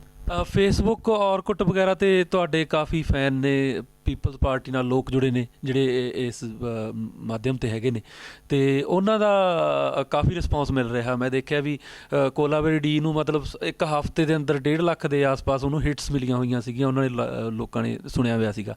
ਅਤੇ ਕੀ ਲੱਗਦਾ ਵੀ ਇਹਦਾ PPP ਨੂੰ ਕਿੰਨਾ ਕੁ ਸਹਿਯੋਗ ਹੋਏਗਾ? ਦੇਖੋ ਜੀ, ਮੈਂ ਜਿਸ ਤਰ੍ਹਾਂ ਪਹਿਲਾਂ ਕਿਹਾ ਕਿ ਜੇ ਉਹ ਸੁਣ ਰਹੇ ਨੇ, ਇਹਦਾ ਮਤਲਬ ਸਾਡੇ ਏਜੰਡੇ ਨੂੰ ਸੁਣ ਰਹੇ ਨੇ, ਵਾਰ-ਵਾਰ ਸੁਣ ਰਹੇ ਨੇ। ਇਹਦਾ ਮਤਲਬ ਲੋਕ ਇੱਕ ਦੂਜੇ ਨੂੰ ਦੱਸ ਰਹੇ ਨੇ, ਯਾਰ ਆਹ ਦੇਖੋ, ਆਹ ਪਾ ਕੇ YouTube 'ਤੇ ਆਹ ਦੇਖ ਲਓ, ਆਹ Facebook 'ਤੇ ਦੇਖ ਲਓ। ਸੋ ਸਾਨੂੰ ਸੋਸ਼ਲ ਮੀਡੀਆ ਨੇ ਬਹੁਤ ਹੈਲਪ ਕੀਤੀ ਹੈ, ਇੱਕ ਲਹਿਰ ਬਣੀ ਹੋਈ ਹੈ। ਔਰ ਅਸੀਂ ਕਮੈਂਟਾਂ ਦੇ ਜਵਾਬ ਵੀ ਦਿੰਦੇ ਹਾਂ ਜਿੰਨਾ ਹੋ ਸਕਦਾ। ਹਾਲਾਂਕਿ ਸਾਰੇ ਕਮੈਂਟਾਂ ਦੇ ਜਵਾਬ ਨਹੀਂ ਦੇ ਸਕਦੇ ਕਿਉਂਕਿ ਟਾਈਮ ਦੀ ਕਮੀ ਰਹਿੰਦੀ ਹੈ। ਅਸੀਂ ਨੋਟਿਸ ਬੋਰਡ ਵਾਂਗੂ Facebook ਨੂੰ ਵਰਤਦੇ ਹਾਂ। ਜਿਵੇਂ ਸਵੇਰੇ ਜਾ ਕੇ ਨੋਟਿਸ ਬੋਰਡ ਪੜ੍ਹਦੇ ਹਾਂ ਆਪਾਂ ਕਾਲਜ 'ਚ ਕਿ ਅੱਜ ਕੀ ਹੋਊਗਾ, ਕੌਣ ਕੀ ਹੋ ਗਿਆ, ਕਿਹਦਾ ਨਾਂ ਕੱਟਿਆ ਗਿਆ, ਕਿਹਨੇ ਫੀਸ ਨਹੀਂ ਭਰੀ। ਸੋ ਅਸੀਂ ਹਰ ਰੋਜ਼ ਅਖਬਾਰ ਵੀ ਲਾ ਦਿੰਦੇ ਹਾਂ ਕਟਿੰਗਸ ਕਰਕੇ, ਕਿਉਂਕਿ ਜਿਹੜਾ ਮੀਡੀਆ ਉਹ ਪੰਜਾਬ ਦੇ ਵਿੱਚ ਆਜ਼ਾਦ ਨਹੀਂ ਹੈਗਾ। ਇੱਥੋਂ ਦੀਆਂ ਸਰਕਾਰਾਂ ਨੇ ਉਹ 'ਤੇ ਕਾਬੂ ਕੀਤਾ ਹੋਇਆ ਅਤੇ ਸਾਨੂੰ ਟੀਵੀਆਂ 'ਤੇ ਜਾਂ ਸਾਨੂੰ ਹਾਈਲਾਈਟ ਨਹੀਂ ਕੀਤਾ ਜਾਂਦਾ। ਪਰ ਫਿਰ ਵੀ ਅਸੀਂ ਸੋਚਦੇ ਹਾਂ ਕਿ ਭਗਤ ਸਿੰਘ ਹੋਰਾਂ ਨਾਲੋਂ ਤਾਂ ਬਹੁਤ ਹੀ ਜ਼ਿਆਦਾ ਬਿਹਤਰ ਪੋਜੀਸ਼ਨ 'ਚ ਹਾਂ ਅਸੀਂ। ਤਾਂ ਉਹਨਾਂ ਦੇ ਪੈਰਾਂ ਦੀ ਮਿੱਟੀ ਦੇ ਬਰਾਬਰ ਵੀ ਨਹੀਂ। ਉਹਨਾਂ ਨੇ ਲੁਕ ਛਿਪ ਕੇ ਇਨਕਲਾਬ ਲਿਆਤਾ ਸੀ, ਅਸੀਂ ਘੱਟੋ ਘੱਟ ਰੇਡੀਓ ਟੀਵੀਆਂ 'ਤੇ ਤੁਸੀਂ ਆਏ ਹੋਏ ਹੋ, ਅੱਜ ਅਖਬਾਰਾਂ ਸਾਡੀਆਂ ਖਬਰਾਂ ਤਾਂ ਛਪਦੀਆਂ ਨੇ, ਅਸੀਂ ਬੋਲਦੇ ਤਾਂ ਹੈਗੇ ਸ਼ਰੇਆਮ ਜਾ ਕੇ ਲੋਕਾਂ 'ਚ। ਸੋ ਇਸ ਕਰਕੇ ਅਸੀਂ ਇਹੀ ਉਮੀਦ ਕਰਦੇ ਹਾਂ ਕਿ ਸਾਡਾ ਏਜੰਡਾ ਲੋਕਾਂ ਤੱਕ ਵਧੀਆ ਤਰੀਕੇ ਨਾਲ ਪਹੁੰਚ ਰਿਹਾ। ਪੀਪਲਜ਼ ਪਾਰਟੀ ਨਾਲ ਜਿਹੜੇ ਪਿਛਲੇ ਦਿਨਾਂ 'ਚ ਕਾਫੀ ਲੋਕ ਜੁੜੇ, ਇੱਕਦਮ ਉਭਾਰ ਆਇਆ, ਫਿਰ ਥੋੜ੍ਹੇ ਬਹੁਤ ਉਤਰਾਅ ਚੜ੍ਹਾਅ ਆਏ ਅਤੇ ਲੋਕ ਕੁਛ ਛੱਡ ਕੇ ਚਲੇ ਗਏ ਪਾਰਟੀ ਨੂੰ। ਤੁਹਾਨੂੰ ਵੀ ਅਜਿਹੇ ਦੌਰ ਦੇ ਵਿੱਚ ਕਿਸੇ ਦਲ ਨੇ ਆਪਣੇ ਵੱਲ ਖਿੱਚਣ ਦੀ ਕੋਸ਼ਿਸ਼ ਕੀਤੀ? ਦੇਖੋ ਜੀ, ਗੱਲ ਇਹ ਹੈ, ਭਗਤ ਸਿੰਘ ਦੀਆਂ ਗੱਲਾਂ ਕਰਨੀਆਂ ਬੜੀਆਂ ਸੌਖੀਆਂ ਨੇ, ਪਰ ਉਹਦੇ ਰਾਹਾਂ 'ਤੇ ਚੱਲਣਾ ਬਹੁਤ ਔਖਾ। ਸੋ ਬਹੁਤ ਸਾਰੇ ਸਾਡੇ ਨਾਲ ਵੀ ਸੀਗੇ ਜਿਹੜੇ ਸਹੁੰ ਖਾ ਕੇ ਮੁੱਕਰ ਗਏ। ਕੋਈ ਟਿਕਟ ਮਿਲ ਗਈ ਜਾਂ ਕੋਈ ਲਾਲਚ ਹੋ ਗਿਆ ਜਾਂ ਕੋਈ ਗਰਜਾਂ ਹੋ ਗਈਆਂ, ਚਲੇ ਗਏ। ਪਰ ਗੁਰਦਾਸ ਮਾਨ ਜੀ ਦੀਆਂ ਲਾਈਨਾਂ ਨੇ ਕਿ ਭਲਾ ਹੋਇਆ ਲੜ ਨੇੜਿਓਂ ਛੁੱਟਿਆ, ਉਮਰ ਨਾ ਬੀਤੀ ਸਾਰੀ, ਲੱਗਦੀ ਨਾਲੋਂ ਟੁੱਟਦੀ ਚੰਗੀ, ਬੇਕਦਰਾਂ ਦੀ ਯਾਰੀ। ਪਹਿਲਾਂ ਹੀ ਛੱਡ ਗਏ, ਵਧੀਆ ਰਹਿ ਗਏ। ਸਾਨੂੰ ਵੀ ਪਤਾ ਲੱਗ ਗਿਆ ਜੀ, ਕੱਚੇ ਪੱਲਾ ਕੋਈ ਆ ਜਾਂਦੇ ਆ ਟਮਾਟਰਾਂ ਦੀ ਟੋਕਰੀ 'ਚ ਕਈ ਟਮਾਟਰ। ਪਰ ਜਿੱਥੇ ਤੱਕ ਮੇਰੇ ਨਾਲ ਸੰਬੰਧ ਤੁਸੀਂ ਸਵਾਲ ਪੁੱਛਿਆ, ਬੜੀਆਂ ਅਫਵਾਹਾਂ ਮੇਰੇ ਬਾਰੇ ਵੀ ਹੋਈਆਂ, ਅਕਾਲੀ ਦਲ 'ਚ ਜਾ ਰਿਹਾ ਜੀ, ਕਾਂਗਰਸ 'ਚ ਜਾ ਰਿਹਾ ਜੀ। ਪਰ ਮੈਂ ਇੱਕ ਗੁਰਭਜਨ ਗਿੱਲ ਜੀ ਦਾ ਸ਼ੇਅਰ ਕਹੂੰਗਾ, ਮੈਂ ਸਟੇਜਾਂ 'ਤੇ ਵੀ ਕਹਿਣਾ ਹੁੰਦਾ, ਮੈਨੂੰ ਵੀ ਲਾਲਚ ਦਿੱਤੇ ਗਏ, ਆ ਜਾ ਇੰਨੇ ਲੈ ਲਾ, ਚੁੱਪ ਹੋ ਜਾ ਇੰਨੇ ਲੈ ਲਾ। ਮੇਰਾ ਇੱਕੋ ਜਵਾਬ ਹੈ ਕਿ ਆਪਣੇ ਵੱਲੋਂ ਤਾਂ ਦਰਿਆ ਵੱਡੇ ਘਰ ਜਾਂਦਾ ਹੈ, ਆਪਣੇ ਵੱਲੋਂ ਤਾਂ ਦਰਿਆ ਵੱਡੇ ਘਰ ਜਾਂਦਾ ਹੈ, ਪਰ ਸਮੁੰਦਰ ਦੇ ਵਿੱਚ ਜਾ ਕੇ ਉਹ ਮਰ ਜਾਂਦਾ ਹੈ। ਗਰਦਨ ਸਿੱਧੀ ਰੱਖਣ ਦਾ ਮੁੱਲ ਤਾਰ ਰਹੇ ਹਾਂ, ਬਸ਼ਰਮਾਂ ਦਾ ਤਾਂ ਨੀਵੀਂ ਪਾ ਕੇ ਵੀ ਸਰ ਜਾਂਦਾ ਹੈ। ਸੋ ਪੰਜਾਬ ਦੀ ਗਰਦਨ ਸਿੱਧੀ ਰੱਖਣ ਲਈ ਜੋ ਵੀ ਮੁੱਲ ਤਾਰਨਾ ਪਿਆ, ਅਸੀਂ ਆਪਣੀ ਗਰਦਨ ਕਟਵਾ ਵੀ ਲਵਾਂਗੇ, ਪਰ ਪੰਜਾਬ ਦੀ ਗਰਦਨ ਚੁੱਕਣ ਨਹੀਂ। ਤੁਸੀਂ ਪੀਪਲਜ਼ ਪਾਰਟੀ ਤੇ ਜਿਹੜੇ ਮਨਪ੍ਰੀਤ ਸਿੰਘ ਬਾਦਲ ਹੈਗੇ ਨੇ, ਇਹਨਾਂ ਦਾ ਕੀ ਭਵਿੱਖ ਵੇਖਦੇ ਹੋ? ਤੁਸੀਂ ਮਨਪ੍ਰੀਤ ਸਿੰਘ ਬਾਦਲ ਨੂੰ ਇੰਡੀਵਿਜੂਅਲ ਨਾ ਕਹੋ, ਤੁਸੀਂ ਇਕੱਲੀ ਪੀਪਲਜ਼ ਪਾਰਟੀ ਦਾ ਕੀ ਭਵਿੱਖ ਦੇਖਦੇ ਹੋ ਕਹਿ ਸਕਦੇ ਹੋ, ਕਿਉਂਕਿ ਮਨਪ੍ਰੀਤ ਸਿੰਘ ਬਾਦਲ ਆਪਣੇ ਭਵਿੱਖ ਲਈ ਨਹੀਂ ਆਇਆ। ਆਪਣਾ ਭਵਿੱਖ ਤਾਂ ਉਹਦਾ 2 ਸਾਲ ਤਾਂ ਉਹਦਾ ਵਿੱਤ ਮੰਤਰਾਲਾ ਪਿਆ ਸੀ ਜੀ, ਆਪਣਾ ਭਵਿੱਖ ਦੇਖਣਾ ਹੁੰਦਾ। ਸਲੂਟ ਪੈਂਦੇ ਸੀ, ਉੱਧਰ ਵੀ ਟਾਈਮ ਟਪਾ ਲੈਂਦੇ। ਉਹਨਾਂ ਦੇ ਘਰੇ ਕਿਹੜਾ ਕੋਈ ਬੈਲ ਮਾਰ ਕੇ ਕਹਿੰਦਾ ਸੀ ਲਓ ਕਰਜ਼ਾ ਦਿਓ। ਉਹਨਾਂ ਨੇ ਤਾਂ ਨਹੀਂ ਕਰਜ਼ਾ ਦੇਣਾ ਸੀ, ਦੇਣਾ ਤਾਂ ਪੰਜਾਬ ਦੇ ਲੋਕਾਂ ਨੇ ਕਰਜ਼ਾ ਦੇਣਾ, ਪੰਜਾਬ ਨੇ ਦੇਣਾ, ਸਟੇਟ ਨੇ। ਸੋ ਅਸੀਂ ਪੀਪਲਜ਼ ਪਾਰਟੀ ਦਾ ਭਵਿੱਖ ਇਹ ਦੇਖਦੇ ਹਾਂ ਕਿ ਅੱਜ ਤੁਸੀਂ ਪਿੰਡਾਂ 'ਚ ਜਾਓ, ਸੱਥਾਂ 'ਚ ਜਾਓ, ਗੱਲ ਪਤੰਗ ਦੀ ਚੱਲਦੀ ਹੈ। ਅਤੇ ਸਾਨੂੰ ਚੋਣ ਨਿਸ਼ਾਨ ਵੀ ਪਰਮਾਤਮਾ ਦੀ ਕਿਰਪਾ ਨਾਲ ਇਹੋ ਜਿਹਾ ਮਿਲ ਗਿਆ ਕਿ ਬਸੰਤ ਦਾ ਮਹੀਨਾ, ਪਤੰਗਾਂ ਦਾ ਮੌਸਮ ਹੈ, ਅਤੇ ਪੰਜਾਬ ਦੇ ਪਤੰਗ ਦੀ ਡੋਰ ਇਸ ਵਕਤ ਲੋਕਾਂ ਦੇ ਹੱਥ 'ਚ ਹੈ। ਤੇ ਮੈਂ ਉਹਨਾਂ ਨੂੰ ਇਹੀ ਬੇਨਤੀ ਕਰਦਾ ਕਿ ਇਹ ਡੋਰ ਆਪਣੇ ਹੱਥਾਂ 'ਚੋਂ ਕਿਸੇ ਸੱਚੇ ਨੂੰ ਫੜਾ ਦਿਓ ਤੇ ਫਿਰ ਪੰਜਾਬ ਦੀ ਪਤੰਗ ਜਿਹੜੀ ਹੈ ਉਹ ਉੱਪਰ ਚੜੂਗੀ। ਨਹੀਂ ਤਾਂ ਜੇ ਡੋਰ ਕਿਸੇ ਝੂਠੇ ਨੂੰ ਫੜਾਤੀ ਤਾਂ ਕੱਟੀ ਹੋਈ ਡੋਰ ਤੋਂ ਪਤੰਗ ਵਾਂਗੂ ਪੰਜਾਬ ਵੀ ਪਤਾ ਨਹੀਂ ਕਿੱਥੇ ਜਾ ਕੇ ਡਿੱਗੂਗਾ ਜੀ। ਤੀਜਾ ਮੋਰਚਾ, ਪੰਥਕ ਮੋਰਚਾ, ਅਜਿਹੇ ਹੋਰ ਕਈ ਮੋਰਚੇ ਬਣੇ। ਪਹਿਲਾਂ ਵੀ ਜਥੇਦਾਰ ਟੌਹੜਾ, ਬਲਵੰਤ ਸਿੰਘ ਰਾਮੂਵਾਲੀਆ ਵਰਗੇ ਜਿਹੜੇ ਸਿਆਸੀ ਆਗੂ ਸੀਗੇ ਉਹਨਾਂ ਨੇ ਨਵਾਂ ਬਦਲ ਲਿਆਉਣ ਦੀ ਕੋਸ਼ਿਸ਼ ਕੀਤੀ। ਤੁਹਾਨੂੰ ਲੱਗਦਾ ਕਿ ਜਿਹੜਾ ਤੁਹਾਡਾ ਸਾਂਝਾ ਮੋਰਚਾ ਹੈਗਾ ਇੱਕ ਦਿਨ ਸੱਚਮੁੱਚ ਪੰਜਾਬ ਦੀ ਸੱਤਾ ਨੂੰ ਬਦਲ ਦੇਗਾ? ਇੱਕ ਦਿਨ ਦਾ ਮਤਲਬ ਤਾਂ 30 ਜਨਵਰੀ ਹੈ ਜੀ। ਹੁਣ 30 ਜਨਵਰੀ ਨੂੰ ਬਦਲ ਜਾਣਾ, ਕਿਉਂਕਿ ਜੋ ਅਸੀਂ ਲੋਕਾਂ 'ਚ ਜਾਂਦੇ ਹਾਂ, ਜੋ ਹੰਗਾਰਾ ਲੋਕ ਭਰਦੇ ਨੇ, ਅੱਖਾਂ 'ਚ ਦੇਖਦੇ ਹਾਂ ਲੋਕਾਂ ਦੀਆਂ 'ਚ, ਤਾਂ ਬਹੁਤ ਕੁਝ ਛੁਪਿਆ ਪਿਆ ਜੀ। ਹੁਣ ਤਾੜੀਆਂ ਇਸ ਗੱਲ 'ਤੇ ਨਹੀਂ ਪੈਂਦੀਆਂ ਕਿ ਅਸੀਂ ਪੰਜਾਬ ਨੂੰ ਕੈਲੀਫੋਰਨੀਆ ਬਣਾ ਦਿਆਂਗੇ, ਅਸੀਂ ਫਲਾਣੇ ਸ਼ਹਿਰ ਨੂੰ ਪੈਰਿਸ ਬਣਾ ਦਿਆਂਗੇ, ਬਠਿੰਡੇ ਨੂੰ ਟੋਰਾਂਟੋ ਬਣਾ ਦਿਆਂਗੇ। ਹੁਣ ਤਾੜੀਆਂ ਇਸ ਗੱਲ 'ਤੇ ਪੈਂਦੀਆਂ ਨੇ ਕਿ ਅੱਧੀ ਰੋਟੀ ਖਾ ਲਾਂਗੇ, ਚਾਰ ਨਾਲ ਖਾ ਲਾਂਗੇ, ਪਰ ਆਪਣੀ ਬੱਚਿਆਂ ਵਾਸਤੇ ਵਧੀਆ ਪੰਜਾਬ ਛੱਡ ਕੇ ਜਾਵਾਂਗੇ। ਸੋ ਇੱਥੋਂ ਇਹ ਸਾਨੂੰ ਹੌਸਲਾ ਵੱਧਦਾ ਕਿ ਹਾਂ ਯਾਰ, ਲੋਕੀ ਕੁਝ ਵੀ ਕਰਨ ਨੂੰ ਤਿਆਰ ਨੇ। ਇਹ 5-5 ਸਾਲ ਦੀਆਂ ਜਿਹੜੀਆਂ ਵਾਰੀਆਂ ਬੰਨੀਆਂ ਹੋਈਆਂ ਅਕਾਲੀਆਂ ਕਾਂਗਰਸਾਂ ਦੀਆਂ, ਇਹਨਾਂ ਨੂੰ ਤੋੜਨ ਦੀ ਵਾਰੀ ਆ ਗਈ। ਕਿਉਂਕਿ ਹੁਣ ਕਾਂਗਰਸ ਕਹਿ ਰਹੀ ਹੈ ਪੰਜਾਬ ਬਚਾਓ ਯਾਤਰਾ। ਪੌਣੇ 5 ਸਾਲ ਪਹਿਲਾਂ ਪੰਜਾਬ ਉਹਨਾਂ ਕੋਲ ਹੀ ਸੀ, ਉਦੋਂ ਨਹੀਂ ਬਚਾਇਆ। ਕੋਈ 4 ਸਾਲ ਤਾਂ ਮਰਿਆ ਨਹੀਂ ਹੈ।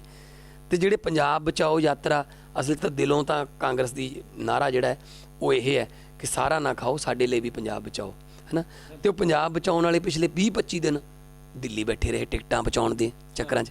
ਜਿਹੜੇ ਆਪਣੀਆਂ ਟਿਕਟਾਂ ਨਹੀਂ ਬਚਾ ਸਕਦੇ ਉਹ ਪੰਜਾਬ ਨੂੰ ਕੀ ਬਚਾ ਲੈਣਗੇ। ਸੋ ਇਹਨਾਂ ਕੈਪਟਨ ਤੋਂ ਬਚਾਉਣ ਲਈ ਬਾਦਲ ਨੂੰ ਦਿੱਤਾ ਸੀ ਪੰਜਾਬ, ਅਤੇ ਹੁਣ ਬਾਦਲ ਤੋਂ ਬਚਾਉਣ ਲਈ ਫਿਰ ਉਹਨਾਂ ਨੂੰ ਫੜਾ ਦਈਏ। ਸੋ ਇਹ ਜਿਹੜੀਆਂ ਵਾਰੀਆਂ ਨੇ ਇਹ ਤੋੜਨੀਆਂ ਪੈਣੀਆਂ। ਹੁਣ ਲੋਕਾਂ ਦੀ ਵਾਰੀ ਆਉਣ ਦੀ ਵਾਰੀ ਹੈ ਬਸ। ਭਗਵੰਤ ਮਾਨ ਨਾਲ ਬੜੀ ਦਿਲਚਸਪ ਗੱਲਬਾਤ ਚੱਲ ਰਹੀ ਹੈ, ਥੋੜ੍ਹਾ ਇੰਤਜ਼ਾਰ ਹੋਰ ਕਰੋ, ਮਿਲਦੇ ਹਾਂ ਇੱਕ ਬ੍ਰੇਕ ਤੋਂ ਬਾਅਦ।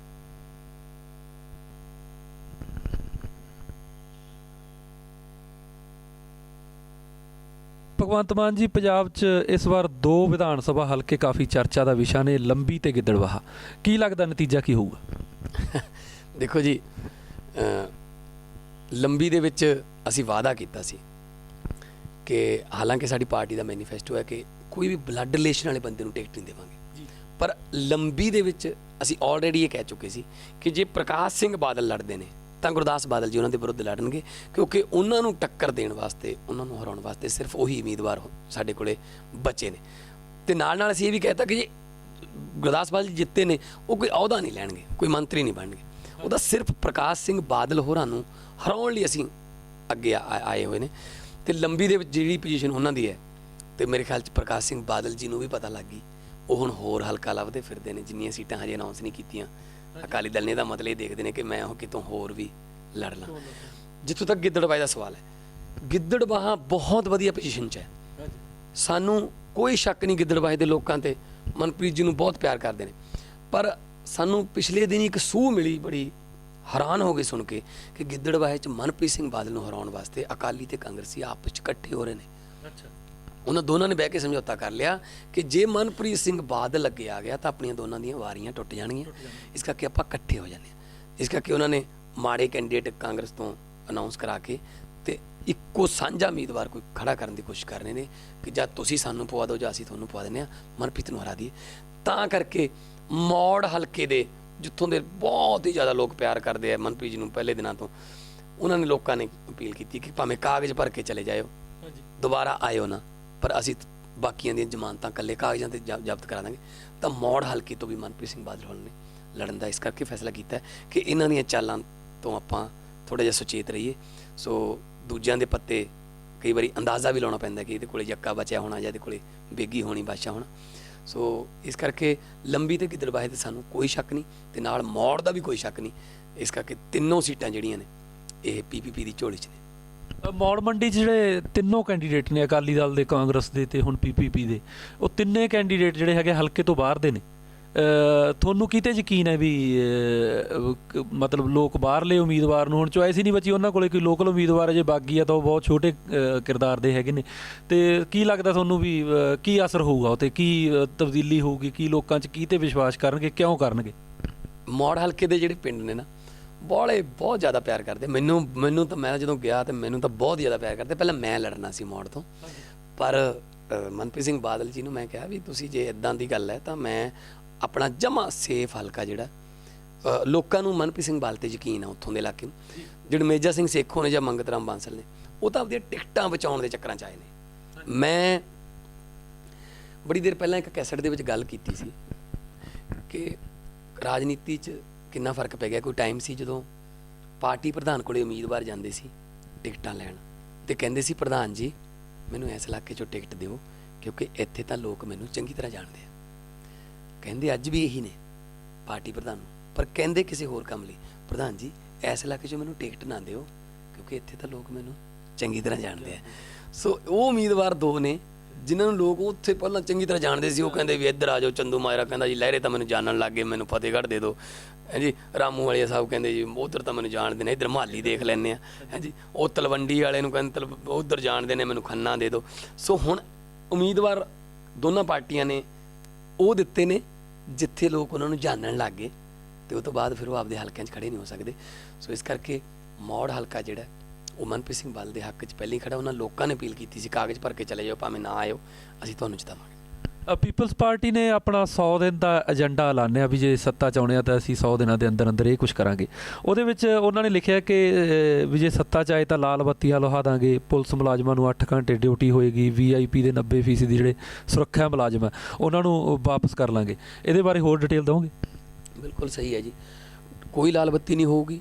ਕੱਲ੍ਹ ਨੂੰ ਭਗਵੰਤ ਮਾਨ ਲਹਿਰੇਗਾ ਕਿ ਤੂੰ ਜਿੱਤ ਕੇ ਆਉਂਦਾ ਤਾਂ ਉਹ ਇਹ ਨਾ ਸੋਚੇ ਕਿ ਮੇਰੇ ਕੋਲੇ ਗਨਮੈਨ ਹੋਣਗੇ, ਮੂਹਰੇ ਜਿਪਸੀ ਜਾਊਗੀ ਟੂ ਟੂ ਕਰਦੀ, ਲੋਕਾਂ ਨੂੰ ਖੱਚਰੜਿਆਂ ਨੂੰ, ਸਕੂਟਰਾਂ ਨੂੰ, ਟਰੱਕਾਂ ਨੂੰ ਕੱਚੇ ਚਲਾਉਂਦੀ। ਨਾ ਨਾ, ਕੋਈ ਲਾਲ ਬੱਤੀ ਨਹੀਂ ਹੋਊਗੀ, ਕੋਈ ਗਨਮੈਨ ਨਹੀਂ ਹੋਣਗੇ ਔਰ ਕੋਈ ਵਿਦੇਸ਼ੀ ਦੌਰਾ ਨਹੀਂ ਕਰ ਸਕਦੇ ਸਰਕਾਰੀ ਖਰਚੇ 'ਤੇ। ਹਰ ਰੋਜ਼ ਤੁਰੇ ਰਹਿੰਦੇ ਨੇ ਆਪਣੇ ਪਰਿਵਾਰਾਂ ਕੋਲੇ ਜਾਂ ਆਪਣੇ ਰਿਸ਼ਤੇਦਾਰਾਂ ਦੋਸਤਾਂ ਮਿੱਤਰਾਂ ਨੂੰ ਮਿਲਣ। ਬਹਾਨਾ ਬਣਾ ਦਿੰਦੇ ਨੇ ਜੀ ਪੰਜਾਬ ਨੂੰ ਫਲਾਣੇ ਦੇਸ਼ ਨਾਲ ਕੋਈ ਸਮਝੌਤਾ ਕਰਨ ਚੱਲੇ। ਨਾ, ਕੋਈ ਨਹੀਂ ਹੋਊਗਾ ਜੀ। ਸਭ ਤੋਂ ਜ਼ਰੂਰੀ ਹੈ ਕਿ ਪੁਲਿਸ ਵਾਲਿਆਂ ਨੂੰ ਵੀ ਇਨਸਾਨ ਸਮਝੋ। 8 ਘੰਟੇ ਡਿਊਟੀ ਹੋਊਗੀ। ਜਦੋਂ ਬਾਕੀ ਸਰਕਾਰੀ ਮੁਲਾਜ਼ਮਾਂ ਦੀ 8 ਘੰਟੇ ਹੈ ਤਾਂ ਉਹਨਾਂ ਨੂੰ ਵੀ 8 ਘੰਟੇ ਹੋਊਗੀ, ਪਰ 8 ਘੰਟਿਆਂ ਦਾ ਮਤਲਬ 8 ਘੰਟੇ ਹੋਊਗਾ ਅਤੇ ਉਹ ਡਿਊਟੀ ਦੌਰਾਨ ਕੋਈ ਕੁਤਾਹੀ ਨਹੀਂ ਕਰ ਸਕਣਗੇ। ਕੋਈ ਰਿਸ਼ਵਤ ਜਾਂ ਕੋਈ ਹੋਰ, ਕੋਈ MLA ਜਾਂ ਮੰਤਰੀ ਪੀਪਲਸ ਪਾਰਟੀ ਆਫ ਪੰਜਾਬ ਦਾ ਥਾਣੇ 'ਚ ਫੋਨ ਕਰਦਾ ਕਿ ਇਹਨੂੰ ਛੱਡ ਦਿਓ ਜੀ, ਆਪਣਾ ਬੰਦਾ ਹੈ, ਇਹਨੂੰ ਟੰਗ ਲਓ ਜੀ, ਇਹ ਵਿਰੋਧੀਆਂ ਦਾ ਬੰਦਾ ਹੈ, ਤਾਂ ਪਹਿਲੀ ਵਾਰਨਿੰਗ ਹੋਊਗੀ, ਸੈਕਿੰਡ 'ਤੇ ਫਿਰ ਉਹਨੂੰ ਅਸਤੀਫਾ ਦੇਣਾ ਪਊਗਾ। ਕੋਈ ਇੰਟਰਫੇਰੈਂਸ ਨਹੀਂ ਹੋਊਗੀ ਕਾਨੂੰਨ ਦੇ ਵਿੱਚ। ਐਜੂਕੇਸ਼ਨ, ਜਿਸ ਤਰ੍ਹਾਂ ਮੈਂ ਪਹਿਲਾਂ ਵੀ ਕਿਹਾ, ਐਜੂਕੇਸ਼ਨ ਐਮਰਜੈਂਸੀ ਲਾਵਾਂਗੇ। ਪਿੰਡਾਂ ਦੇ ਸਕੂਲਾਂ ਨੂੰ ਵੀ ਮਾਈਕਰੋਸਾਫਟ, ਬਿਲ ਗੇਟਸ ਦੀ ਕੰਪਨੀਆਂ ਨਾਲ ਜੋੜਾਂਗੇ। ਵੱਡੀਆਂ ਵੱਡੀਆਂ ਕਹਿੰਦੀਆਂ ਕਹਾਉਂਦੀਆਂ ਕੰਪਨੀਆਂ ਜਿਹੜੀਆਂ ਇੰਡੀਆ ਦੀਆਂ ਨੇ ਉਹਨਾਂ ਨਾਲ ਜੋੜਾਂਗੇ ਕਿ ਤੁਸੀਂ ਇਹਨਾਂ ਬੱਚਿਆਂ ਨੂੰ ਦੇਖ ਲਓ, ਇੱਕ ਵਾਰੀ ਚੈੱਕ ਕਰ ਲਓ, ਉਹ ਤੋਂ ਬਾਅਦ ਤੁਸੀਂ ਇਹਨਾਂ ਨੂੰ ਹਾਇਰ ਕਰੋ, ਇਹਨਾਂ ਦੀ ਪੜ੍ਹਾਈ ਨੂੰ ਸਪੋਂਸਰ ਕਰ ਦਿਓ। ਇਹ ਤੁਹਾਡੇ ਨੇ, ਇੰਜੀਨੀਅਰ ਨੇ, ਜਿੱਥੇ ਮਰਜ਼ੀ ਜਾਣ ਦੁਨੀਆ 'ਚ, ਪਰ ਘੱਟੋ ਘੱਟ ਕੰਪਨੀਆਂ ਉਹਨਾਂ ਨੂੰ ਮਿੰਨਤਾਂ ਕਰਕੇ ਲੈ ਕੇ ਜਾਣ। ਜਦੋਂ ਸਾਊਥ ਇੰਡੀਅਨ ਯੂਥ ਜਾਂਦਾ, ਬਿਲ ਗੇਟਸ ਸਿੱਧਾ ਬੰਗਲੌਰ ਉਤਰਦਾ ਜੀ, ਆਊਟਸੋਰਸਿੰਗ ਕਰਾਉਂਦਾ ਇੰਜੀਨੀਅਰਾਂ ਦੀ ਅਤੇ ਜਹਾਜ਼ ਭਰ ਕੇ ਸਿੱਧਾ ਸਿਆਟਲ ਚਲਾ ਜਾਂਦਾ। ਉਹ ਸਿੱਧਾ ਅੰਮ੍ਰਿਤਸਰ ਕਿਉਂ ਨਹੀਂ ਆਉਂਦਾ ਜੀ? ਸਾਡੇ ਮੁੰਡਿਆਂ 'ਚ ਕੋਈ ਕਮੀ ਹੈ? ਪਰ ਸਾਡੇ 'ਚ ਕਮੀ ਹੈ ਸਾਡੀ ਲੀਡਰਸ਼ਿਪ ਦੀ। ਸਾਡੇ ਵਿਜ਼ਨ ਹੈ ਨਹੀਂ। ਸਾਡੇ ਲੀਡਰ ਨੂੰ ਇਹ ਨਹੀਂ ਪਤਾ ਕਿ ਹੁੰਦਾ ਕੀ ਹੈ। ਬਿਲ ਗੇਟਸ ਕੌਣ ਹੈ? ਮੈਨੂੰ ਤਾਂ ਲੱਗਦਾ 90% ਇਹ ਨਹੀਂ ਜਾਣਦੇ ਹੋਣਗੇ। ਅਤੇ ਅਸੀਂ ਚਾਹਾਂਗੇ ਉਸ ਪੱਧਰ ਦੀ ਉਹਨਾਂ ਨੂੰ ਸਿੱਖਿਆ ਮਿਲੇ ਕਿ ਸਾਡੀ ਜਿਹੜੀ ਯੂਥ ਨੂੰ ਕੰਪਨੀਆਂ ਲੈ ਕੇ ਜਾਣ। ਸਾਊਥ ਇੰਡੀਅਨ ਯੂਥ ਅਮਰੀਕਾ ਜਾਂਦਾ, ਕੈਨੇਡਾ ਜਾਂਦਾ, ਇੰਗਲੈਂਡ ਜਾਂਦਾ, ਨਾਰਵੇ, ਸਵੀਡਨ, ਜਿੱਥੇ ਜਾਂਦਾ ਉੱਥੇ ਲਿਮੋਜ਼ਿਨ ਲੈਣ ਆਉਂਦੀ ਹੈ ਏਅਰਪੋਰਟ 'ਤੇ, ਕਿਉਂਕਿ ਉਹ ਨਾਲ ਡਿਗਰੀ ਲੈ ਕੇ ਜਾਂਦਾ।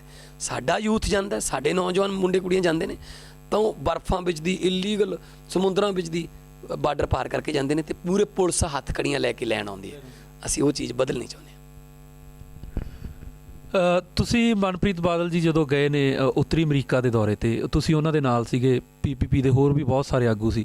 ਉਹਨਾਂ ਦਾ ਮਤਲਬ ਜੋ ਅਸੀਂ ਫੋਟੋਆਂ ਦੇਖੀਆਂ ਜਾਂ ਜੋ ਖਬਰਾਂ ਆਈਆਂ ਮੀਡੀਆ ਦੇ ਵਿੱਚ, ਜੋ ਚਰਚਾ ਹੋਇਆ, ਉਹ ਤੋਂ ਪਤਾ ਲੱਗਿਆ ਕਿ ਜਿਹੜੇ PPP ਨੂੰ ਜਿੰਨਾ ਸਮਰਥਨ ਮਿਲਿਆ ਉਹ ਕਾਂਗਰਸ ਜਾਂ ਅਕਾਲੀ ਦਲ ਦੇ ਮੁਕਾਬਲੇ ਕਾਫੀ ਜ਼ਿਆਦਾ ਸੀਗਾ। ਪੀਪਲਸ ਪਾਰਟੀ ਨੇ ਪ੍ਰਵਾਸੀ ਪੰਜਾਬੀਆਂ ਨੂੰ ਧਿਆਨ 'ਚ ਰੱਖਦੇ ਹੋਏ ਕੋਈ ਉਮੀਦਵਾਰ ਐਲਾਨਿਆ ਜਾਂ ਉਹਨਾਂ ਨੂੰ ਕੋਈ ਪ੍ਰਤੀਨਿਧਤਾ ਦਿੱਤੀ ਹੈ? ਜੀ ਬਿਲਕੁਲ, ਜਿਸ ਤਰ੍ਹਾਂ ਤੁਸੀਂ ਪਹਿਲਾਂ ਕਿਹਾ, ਜਿੰਨੇ ਪ੍ਰਵਾਸੀ ਪੰਜਾਬੀ ਸਾਨੂੰ ਏਅਰਪੋਰਟ 'ਤੇ ਲੈਣ ਆ ਜਾਂਦੇ ਸੀ ਕਾਂਗਰਸ ਤੇ ਅਕਾਲੀਆਂ ਦੇ, ਉਹਨੇ ਵੱਡੀਆਂ ਰੈਲੀਆਂ ਚਾਹੁੰਦੇ ਸੀ ਸਿਰਫ, ਅਤੇ ਸਾਨੂੰ ਸਿਰਫ ਉਹਨੇ ਏਅਰਪੋਰਟ 'ਤੇ ਲੈਣ ਆ ਜਾਂਦੇ ਸੀ। ਬੜੇ ਵੱਡੇ ਇਕੱਠ ਹੋਏ, ਬੜਾ ਪਿਆਰ ਮਿਲਿਆ ਅਤੇ ਉੱਥੋਂ ਹੌਸਲਾ ਵੀ ਵਧਿਆ। ਅਤੇ 2 ਉਮੀਦਵਾਰ ਸਾਡੇ ਜਿਹੜੇ ਨੇ ਉਹ ਅਸੀਂ ਉਸ ਕੋਟੇ 'ਚੋਂ ਦਿੱਤੇ ਨੇ। ਅਤੇ ਅਸੀਂ ਤਾਂ 3-4 ਚਾਹੁੰਦੇ ਸੀ, ਪਰ ਉਹਨਾਂ 'ਚੋਂ ਨਾ 2-3 ਨਾ ਸ਼ਰਤਾਂ ਨਹੀਂ ਪੂਰੀਆਂ ਕਰਦੇ ਸੀ, ਕਿਉਂਕਿ election commission of India the rule ਹੈ ਸਾਡੇ ਸੰਵਿਧਾਨ 'ਚ ਕਿ ਜਿਹੜਾ ਜੇ ਕਿਸੇ ਹੋਰ ਮੁਲਕ ਦੀ ਸਿਟੀਜ਼ਨਸ਼ਿਪ ਲੈ ਲਈ ਤਾਂ ਘੱਟੋ ਘੱਟ 1 ਸਾਲ ਤੋਂ ਇਸ ਕੰਟਰੀ ਦੇ ਵਿੱਚ ਉਹ ਛੱਡ ਕੇ ਰਹਿ ਰਿਹਾ ਹੋਵੇ, ਉਸ ਤੋਂ ਬਾਅਦ ਫਿਰ ਦੁਬਾਰਾ ਵੋਟ ਬਣਦੀ ਹੈ, ਫਿਰ ਉਹਨੂੰ ਵੋਟਰ ਮੰਨਿਆ ਜਾਂਦਾ। ਸੋ 2-3 ਸਾਡੇ ਕੈਂਡੀਡੇਟ ਇਹ ਸ਼ਰਤਾਂ ਪੂਰੀਆਂ ਨਹੀਂ ਕਰ ਸਕੇ, ਕਿਉਂਕਿ ਮਨਪ੍ਰੀਤ ਸਿੰਘ ਬਾਦਲ ਜਦੋਂ 27 ਮਾਰਚ ਨੂੰ ਪਾਰਟੀ ਬਣਾਈ, ਉਸ ਤੋਂ ਬਾਅਦ ਜੁੜੇ ਉਹ, ਅਤੇ ਹਜੇ ਤਾਂ ਸਾਨੂੰ ਸਾਲ ਪਾਰਟੀ ਬਣਾਈ ਨੂੰ ਵੀ ਨਹੀਂ ਹੋਇਆ, ਪਰ ਉਹ ਨਾਲ ਨੇ ਸਾਡੇ, ਆ ਗਏ ਉਹ। ਅਤੇ 2 ਉਮੀਦਵਾਰ ਅਸੀਂ ਆਲਰੇਡੀ NRI ਕੋਟੇ 'ਚੋਂ ਦਿੱਤੇ ਨੇ, ਜਿਨ੍ਹਾਂ 'ਚ ਪ੍ਰਦੀਪ ਸਿੰਘ ਧਾਲੀਵਾਲ ਕੋਟਕਪੂਰੇ ਤੋਂ ਨੇ, ਸਰੀ ਦੇ ਵਿੱਚ ਉਹਨਾਂ ਦਾ ਪਰਿਵਾਰ ਹੈ ਅਤੇ ਉਹ ਆਪ ਵੀ ਰਹਿੰਦੇ ਰਹੇ ਨੇ ਉਹ, ਅਤੇ ਇੱਕ ਗੁਰਦੇਵ ਦੇਵ ਭੋਆ, ਪਠਾਨਕੋਟ ਤੋਂ ਉੱਪਰ ਹਲਕਾ ਭੋਆ, ਉਹ CPM ਦੇ ਕੈਂਡੀਡੇਟ ਨੇ, ਪਰ ਹੈਗੇ ਸਾਡੇ ਹੀ ਨੇ ਉਹ। ਅਸੀਂ ਉਹਨਾਂ ਨੂੰ ਕਿਹਾ ਵੀ ਜੇ ਤੁਸੀਂ ਇਹ ਸੀਟ ਲੈਣੀ ਹੈ ਤਾਂ ਕੈਂਡੀਡੇਟ ਸਾਡਾ ਲੈ ਲਓ, ਅਤੇ ਉਹ ਦਾਤੀ ਥੋੜਾ ਦੇ ਚੋਣ ਨਿਸ਼ਾਨ 'ਤੇ ਲੜ ਰਹੇ ਨੇ। ਅਤੇ ਬਾਕੀ ਸਾਡੀ ਲਿਸਟ ਦੇ ਵਿੱਚ ਤੁਸੀਂ ਦੇਖ ਲਿਆ ਹੋਣਾ, ਡਾਕਟਰ, ਇੰਜੀਨੀਅਰ, ਪ੍ਰੋਫੈਸਰ, ਅਤੇ ਨਾਲ ਐਡਵੋਕੇਟ ਜਨਰਲਸ, ਹੈ ਨਾ, ਪੜ੍ਹੇ ਲਿਖੇ ਲੋਕਾਂ ਨੂੰ ਦਾ ਕਾਫਲਾ ਬਣਾਇਆ, ਅਸੀਂ ਇਕੱਲੇ ਲੀਡਰਾਂ ਦਾ ਨਹੀਂ। ਜਿਹੜੇ ਪ੍ਰਵਾਸੀ ਪੰਜਾਬੀ ਨੇ ਉਹਨਾਂ ਦੀ ਉਦਾਸੀਨਤਾ ਕਹਿ ਲਓ, ਜਾਂ ਫਿਰ ਕੋਈ ਜਿਹੜੀਆਂ ਚੋਣ ਕਮਿਸ਼ਨ ਦੀਆਂ ਸ਼ਰਤਾਂ ਸੀਗੀਆਂ, ਉਹ ਸਮਝ ਲਓ ਵੀ 50 ਤੋਂ ਥੋੜ੍ਹੇ ਪ੍ਰਵਾਸੀ ਪੰਜਾਬੀ ਨੇ ਜਿਨ੍ਹਾਂ ਦੀਆਂ ਵੋਟਾਂ ਬਣ ਸਕੀਆਂ ਨੇ, ਜਾਂ ਜੋ ਇਸ ਇਲੈਕਸ਼ਨ ਦੇ ਵਿੱਚ ਹਿੱਸਾ ਲੈ ਸਕਣਗੇ ਜਾਂ ਆਪਣੀ ਵੋਟ ਪਾ ਸਕਣਗੇ। ਕੀ ਲੱਗਦਾ ਤੁਹਾਨੂੰ, ਜਿਹੜਾ ਪ੍ਰਵਾਸੀ ਪੰਜਾਬੀਆਂ ਨੇ ਜਿੰਨਾ ਸਮਰਥਨ ਕਰਨਾ ਸੀ ਉਹ ਓਨਾ ਕੁ ਤੁਹਾਨੂੰ ਵੋਟਾਂ ਨਹੀਂ ਪਾ ਸਕਣਗੇ ਉਹ? ਦੂਸਰੀ ਗੱਲ ਇਹ ਵੀ ਜਿਹੜਾ ਉਹ ਸਮਰਥਨ ਕਰਨਗੇ ਇੱਧਰ, ਹੁਣ ਅੱਜ ਕੱਲ੍ਹ ਪ੍ਰਵਾਸੀ ਪੰਜਾਬੀ ਜਿਹੜੇ ਆ ਪੰਜਾਬ 'ਚ ਆਏ ਹੋਏ ਆ, ਚੋਣਾਂ 'ਚ ਵੱਖ-ਵੱਖ ਲੀਡਰਾਂ ਦੇ ਨਾਲ ਲੱਗੇ ਹੋਏ ਆ, ਉਹ ਕਿਸ ਤਰ੍ਹਾਂ ਦਾ ਸਮਰਥਨ ਦੇਣਗੇ? ਅਸੀਂ ਉਹਨਾਂ ਦੀਆਂ ਵੋਟਾਂ ਤਾਂ ਲੈਣ ਗਏ ਨਹੀਂ ਸੀ, ਨਾ ਹੀ ਵੋਟ ਨਾ ਹੀ ਨੋਟ, ਇਹ ਤਾਂ ਅਸੀਂ ਲੈ ਕੇ ਨਹੀਂ ਆਏ। ਅਸੀਂ ਉੱਥੇ ਵੀ ਕਿਹਾ ਕਿ ਅਸੀਂ ਤੁਹਾਨੂੰ ਲੈਣ ਆਏ ਹਾਂ, ਅਸੀਂ ਤੁਹਾਡੇ ਪੈਸੇ ਨਹੀਂ ਲੈਣ ਆਏ, ਡਾਲਰ ਨਹੀਂ ਲੈਣ ਆਏ। ਹੁਣ ਤੱਕ ਪ੍ਰਵਾਸੀ ਪੰਜਾਬੀਆਂ ਨੂੰ, ਪੂਰੀ ਦੁਨੀਆ 'ਚ ਵਸਦਿਆਂ ਨੂੰ, ਇਹਨਾਂ ਪੋਲੀਟੀਕਲ ਪਾਰਟੀਆਂ ਨੇ ATM ਮਸ਼ੀਨ ਸਮਝਿਆ, ਜਾਓ ਪੈਸੇ ਕੱਢੋ ਵਾਪਸ। ਸੋ ਅਸੀਂ ਉਹਨਾਂ ਨੂੰ ਕਿਹਾ ਤੁਸੀਂ ਆਪ ਆਓ, ਆ ਜਾਓ, ਆਪਾਂ ਰੰਗਲੇ ਪੰਜਾਬ ਦੇ ਉਜੜੇ ਹੋਏ ਘਰਾਂ ਨੂੰ ਮੁੜ ਕੇ ਵਸਾਈਏ। ਅਤੇ ਜਿੰਨੇ ਕਾਫਲੇ ਆ ਰਹੇ ਨੇ, ਔਰ ਮੈਂ ਜਿਸ ਵੇਲੇ ਮੈਂ ਇਹ ਗੱਲ ਬੋਲ ਰਿਹਾ ਮੇਰੀਆਂ ਅੱਖਾਂ 'ਚ ਪਾਣੀ ਹੈ। ਪਰਥ ਤੋਂ 25 ਮੁੰਡਿਆਂ ਦਾ ਫੋਨ ਆਇਆ ਕੱਲ੍ਹ, ਉਹਨਾਂ ਨੇ ਫੇਸਬੁੱਕ 'ਤੇ ਫੋਟੋ ਵੀ ਪਾਈ ਹੈ, ਉਹਨਾਂ ਨੇ ਫੋਟੋ ਖਿਚਾਈ ਏਅਰਪੋਰਟ 'ਤੇ ਮਨਪ੍ਰੀਤ ਬਾਦਲ ਦਾ ਪੋਸਟਰ ਲਾ ਕੇ, ਕਹਿੰਦੇ ਬਾਈ ਜੀ ਅਸੀਂ ਆ ਰਹੇ ਹਾਂ ਯਾਰ, ਸਾਨੂੰ ਇੱਥੇ ਹੀ ਰੱਖ ਲਿਓ, ਸਾਨੂੰ, ਅਸੀਂ ਵਾਪਸ ਨਹੀਂ ਜਾਣਾ, ਅਸੀਂ ਆਪਣਾ ਘਰ ਠੀਕ ਕਰਨ ਆ ਰਹੇ ਹਾਂ। ਸੋ ਇਹ ਇਲੈਕਸ਼ਨ ਨਹੀਂ ਹੈਗੀ, ਇਹ ਇਨਕਲਾਬ ਹੈ। ਸੋ ਜਿਹੜੇ ਪ੍ਰਦੇਸ਼ਾਂ 'ਚ ਬੈਠੇ ਨੇ ਉਹ ਕੋਈ ਚਾਅ ਨੂੰ ਨਹੀਂ ਗਏ, ਕਿਸੇ ਦਾ ਦਿਲ ਨਹੀਂ ਕਰਦਾ ਆਪਦੀ ਧਰਤੀ ਛੱਡਣ ਨੂੰ। ਦੀਵਾਲੀਆਂ ਦੁਸਹਿਰੇ ਇੱਥੇ ਹੀ ਮਨਾਉਣ ਆਉਂਦੇ ਨੇ। ਸੋ ਅਸੀਂ ਉਹਨਾਂ ਨੂੰ ਇਹੀ ਕਹਾਂਗੇ ਕਿ ਠੀਕ ਕਰਾਂਗੇ ਆਪਾਂ ਪੰਜਾਬ। ਭਗਵੰਤ ਮਾਨ ਜੀ ਇਸ ਵਕਤ ਬੇਹੱਦ ਭਾਵੁਕ ਨੇ, ਉਹਨਾਂ ਦੀਆਂ ਅੱਖਾਂ 'ਚ ਹੰਝੂ ਨੇ। ਪ੍ਰਵਾਸੀ ਪੰਜਾਬੀਆਂ ਨੂੰ ਲੈ ਕੇ, ਪੰਜਾਬ ਨੂੰ ਲੈ ਕੇ, ਅਤੇ ਪੰਜਾਬ ਦੇ ਜੋ ਸਿਆਸੀ ਹਾਲਾਤ ਨੇ ਉਹਦੇ ਨਿਜ਼ਾਮ ਬਦਲਣ ਨੂੰ ਲੈ ਕੇ ਉਹ ਕਾਫੀ ਗੰਭੀਰ ਨੇ, ਭਾਵੁਕ ਨੇ ਅਤੇ ਚਿੰਤਾ 'ਚ ਨੇ। ਅਤੇ ਮੈਂ ਇੱਥੇ ਗੱਲਬਾਤ ਖ਼ਤਮ ਕਰਨਾ ਚਾਹਾਂਗਾ, ਪਰ ਇੱਕ ਆਖਰੀ, ਇਸ ਗੱਲਬਾਤ ਦਾ ਆਖਰੀ ਸਵਾਲ ਸਿਰਫ ਅਤੇ ਸਿਰਫ ਭਗਵੰਤ ਮਾਨ ਜੀ ਨੂੰ। ਭਗਵੰਤ ਜੀ, ਜੇ ਤੁਸੀਂ ਇਹ ਚੋਣ ਜਿੱਤ ਜਾਂਦੇ ਹੋ ਤਾਂ ਲਹਿਰਾ ਗਾਗਾ ਅਤੇ ਪੰਜਾਬ 'ਚ ਕੀ ਪਰਿਵਰਤਨ ਹੋਏਗਾ? ਇਕੱਲੇ ਲਹਿਰਾ ਗਾਗਾ 'ਚ ਨਹੀਂ ਜੀ, ਸਾਰੇ ਪੰਜਾਬ 'ਚ ਪਰਿਵਰਤਨ ਹੋਊਗਾ। ਮੈਂ ਸੌਰੀ, ਮੈਂ ਇਮੋਸ਼ਨਲ ਹੋ ਗਿਆ ਸੀ। ਅਤੇ ਅਸੀਂ ਕਾਨੂੰਨ ਦਾ ਰਾਜ ਲੈ ਕੇ ਆਵਾਂਗੇ, ਅਸੀਂ ਪੰਜਾਬ ਨੂੰ ਪੰਜਾਬ ਬਣਾਵਾਂਗੇ। ਕੈਲੀਫੋਰਨੀਆ ਬਣਾਉਣ ਦੀ ਲੋੜ ਨਹੀਂ, ਪੈਰਿਸ ਬਣਾਉਣ ਦੀ ਲੋੜ ਨਹੀਂ, ਟੋਰਾਂਟੋ, ਵੈਨਕੂਵਰ ਬਣਾਉਣ ਦੀ ਲੋੜ ਨਹੀਂ। ਪੰਜਾਬ ਨੂੰ ਰੱਬ ਨੇ ਕੋਈ ਘਾਟ ਨਹੀਂ ਰੱਖੀ ਸੀ, ਦਰਿਆਵਾਂ ਦੇ ਹਾਰ ਪਾਏ ਨੇ, ਧਰਤੀ ਉਪਜਾਊ ਹੈ, ਕੌਮ ਮਿਹਨਤੀ ਹੈ। ਇੱਕੋ ਹੀ ਘਾਟ ਸੀ ਕਿ ਕੋਈ ਇਮਾਨਦਾਰ ਅਤੇ ਦੂਰ ਦ੍ਰਿਸ਼ਟੀ ਵਾਲਾ ਕੋਈ ਲੀਡਰ ਨਹੀਂ ਮਿਲਿਆ ਸੀ। ਉਹ ਘਾਟ ਸ਼ਾਇਦ ਪਰਮਾਤਮਾ ਨੇ ਮਨਪ੍ਰੀਤ ਬਾਦਲ ਦੇ ਰੂਪ 'ਚ ਪੂਰੀ ਕਰਤੀ, ਅਤੇ ਅਸੀਂ ਪੰਜਾਬ ਨੂੰ ਪੰਜਾਬ ਬਣਾਵਾਂਗੇ ਜੀ। ਭਗਵੰਤ ਮਾਨ ਹੋਰਨਾਂ ਸਿਆਸਤਦਾਨਾਂ ਵਾਂਗ ਪੰਜਾਬ ਨੂੰ ਇੱਕ ਨਵਾਂ ਰੂਪ ਨਹੀਂ ਦੇਣਾ ਚਾਹੁੰਦੇ। ਉਹ ਨਹੀਂ ਚਾਹੁੰਦੇ ਕਿ ਪੰਜਾਬ, ਜਿਵੇਂ ਹੋਰ ਸਿਆਸਤਦਾਨ ਵਾਅਦੇ ਕਰਦੇ ਨੇ ਕਿ ਪੰਜਾਬ ਕੈਲੀਫੋਰਨੀਆ ਬਣੇਗਾ, ਪੰਜਾਬ ਪੈਰਿਸ ਬਣੇਗਾ, ਜਾਂ ਪੰਜਾਬ ਕੁਛ ਹੋਰ ਬਣ ਜਾਏਗਾ। ਉਹ ਪੰਜਾਬ ਨੂੰ ਸਿਰਫ ਅਤੇ ਸਿਰਫ ਪੰਜਾਬ ਹੀ ਬਣਾਉਣਾ ਚਾਹੁੰਦੇ ਨੇ। ਉਹ ਪੰਜਾਬ ਨੂੰ ਪੰਜਾਬ ਹੀ ਦੇਖਣਾ ਚਾਹੁੰਦੇ ਨੇ, ਜੋ ਪਹਿਲਾਂ ਕਿਤੇ ਸੀ ਅਤੇ ਹੁਣ ਗਵਾਚ ਗਿਆ ਅਤੇ ਹੁਣ ਉਹ ਨਵੇਂ ਮੁਹਾਂਦਰਿਆਂ 'ਤੇ ਪਹੁੰਚ ਗਿਆ। ਭਗਵੰਤ ਮਾਨ ਜੀ, ਤੁਹਾਡਾ ਪੰਜਾਬੀ ਰੇਡੀਓ USA ਨਾਲ ਗੱਲਬਾਤ ਕਰਨ ਲਈ ਬੇਹੱਦ ਧੰਨਵਾਦ, ਅਤੇ ਤੁਹਾਨੂੰ ਲਹਿਰਾ ਗਾਗਾ ਤੋਂ ਵਿਧਾਨ ਸਭਾ ਚੋਣਾਂ ਲਈ ਸ਼ੁਭ ਕਾਮਨਾਵਾਂ। ਤੁਹਾਡਾ ਬਹੁਤ ਬਹੁਤ ਧੰਨਵਾਦ। ਬਹੁਤ ਬਹੁਤ ਮਿਹਰਬਾਨੀ। ਸਤਿ ਸ਼੍ਰੀ ਅਕਾਲ ਸਾਰਿਆਂ ਨੂੰ।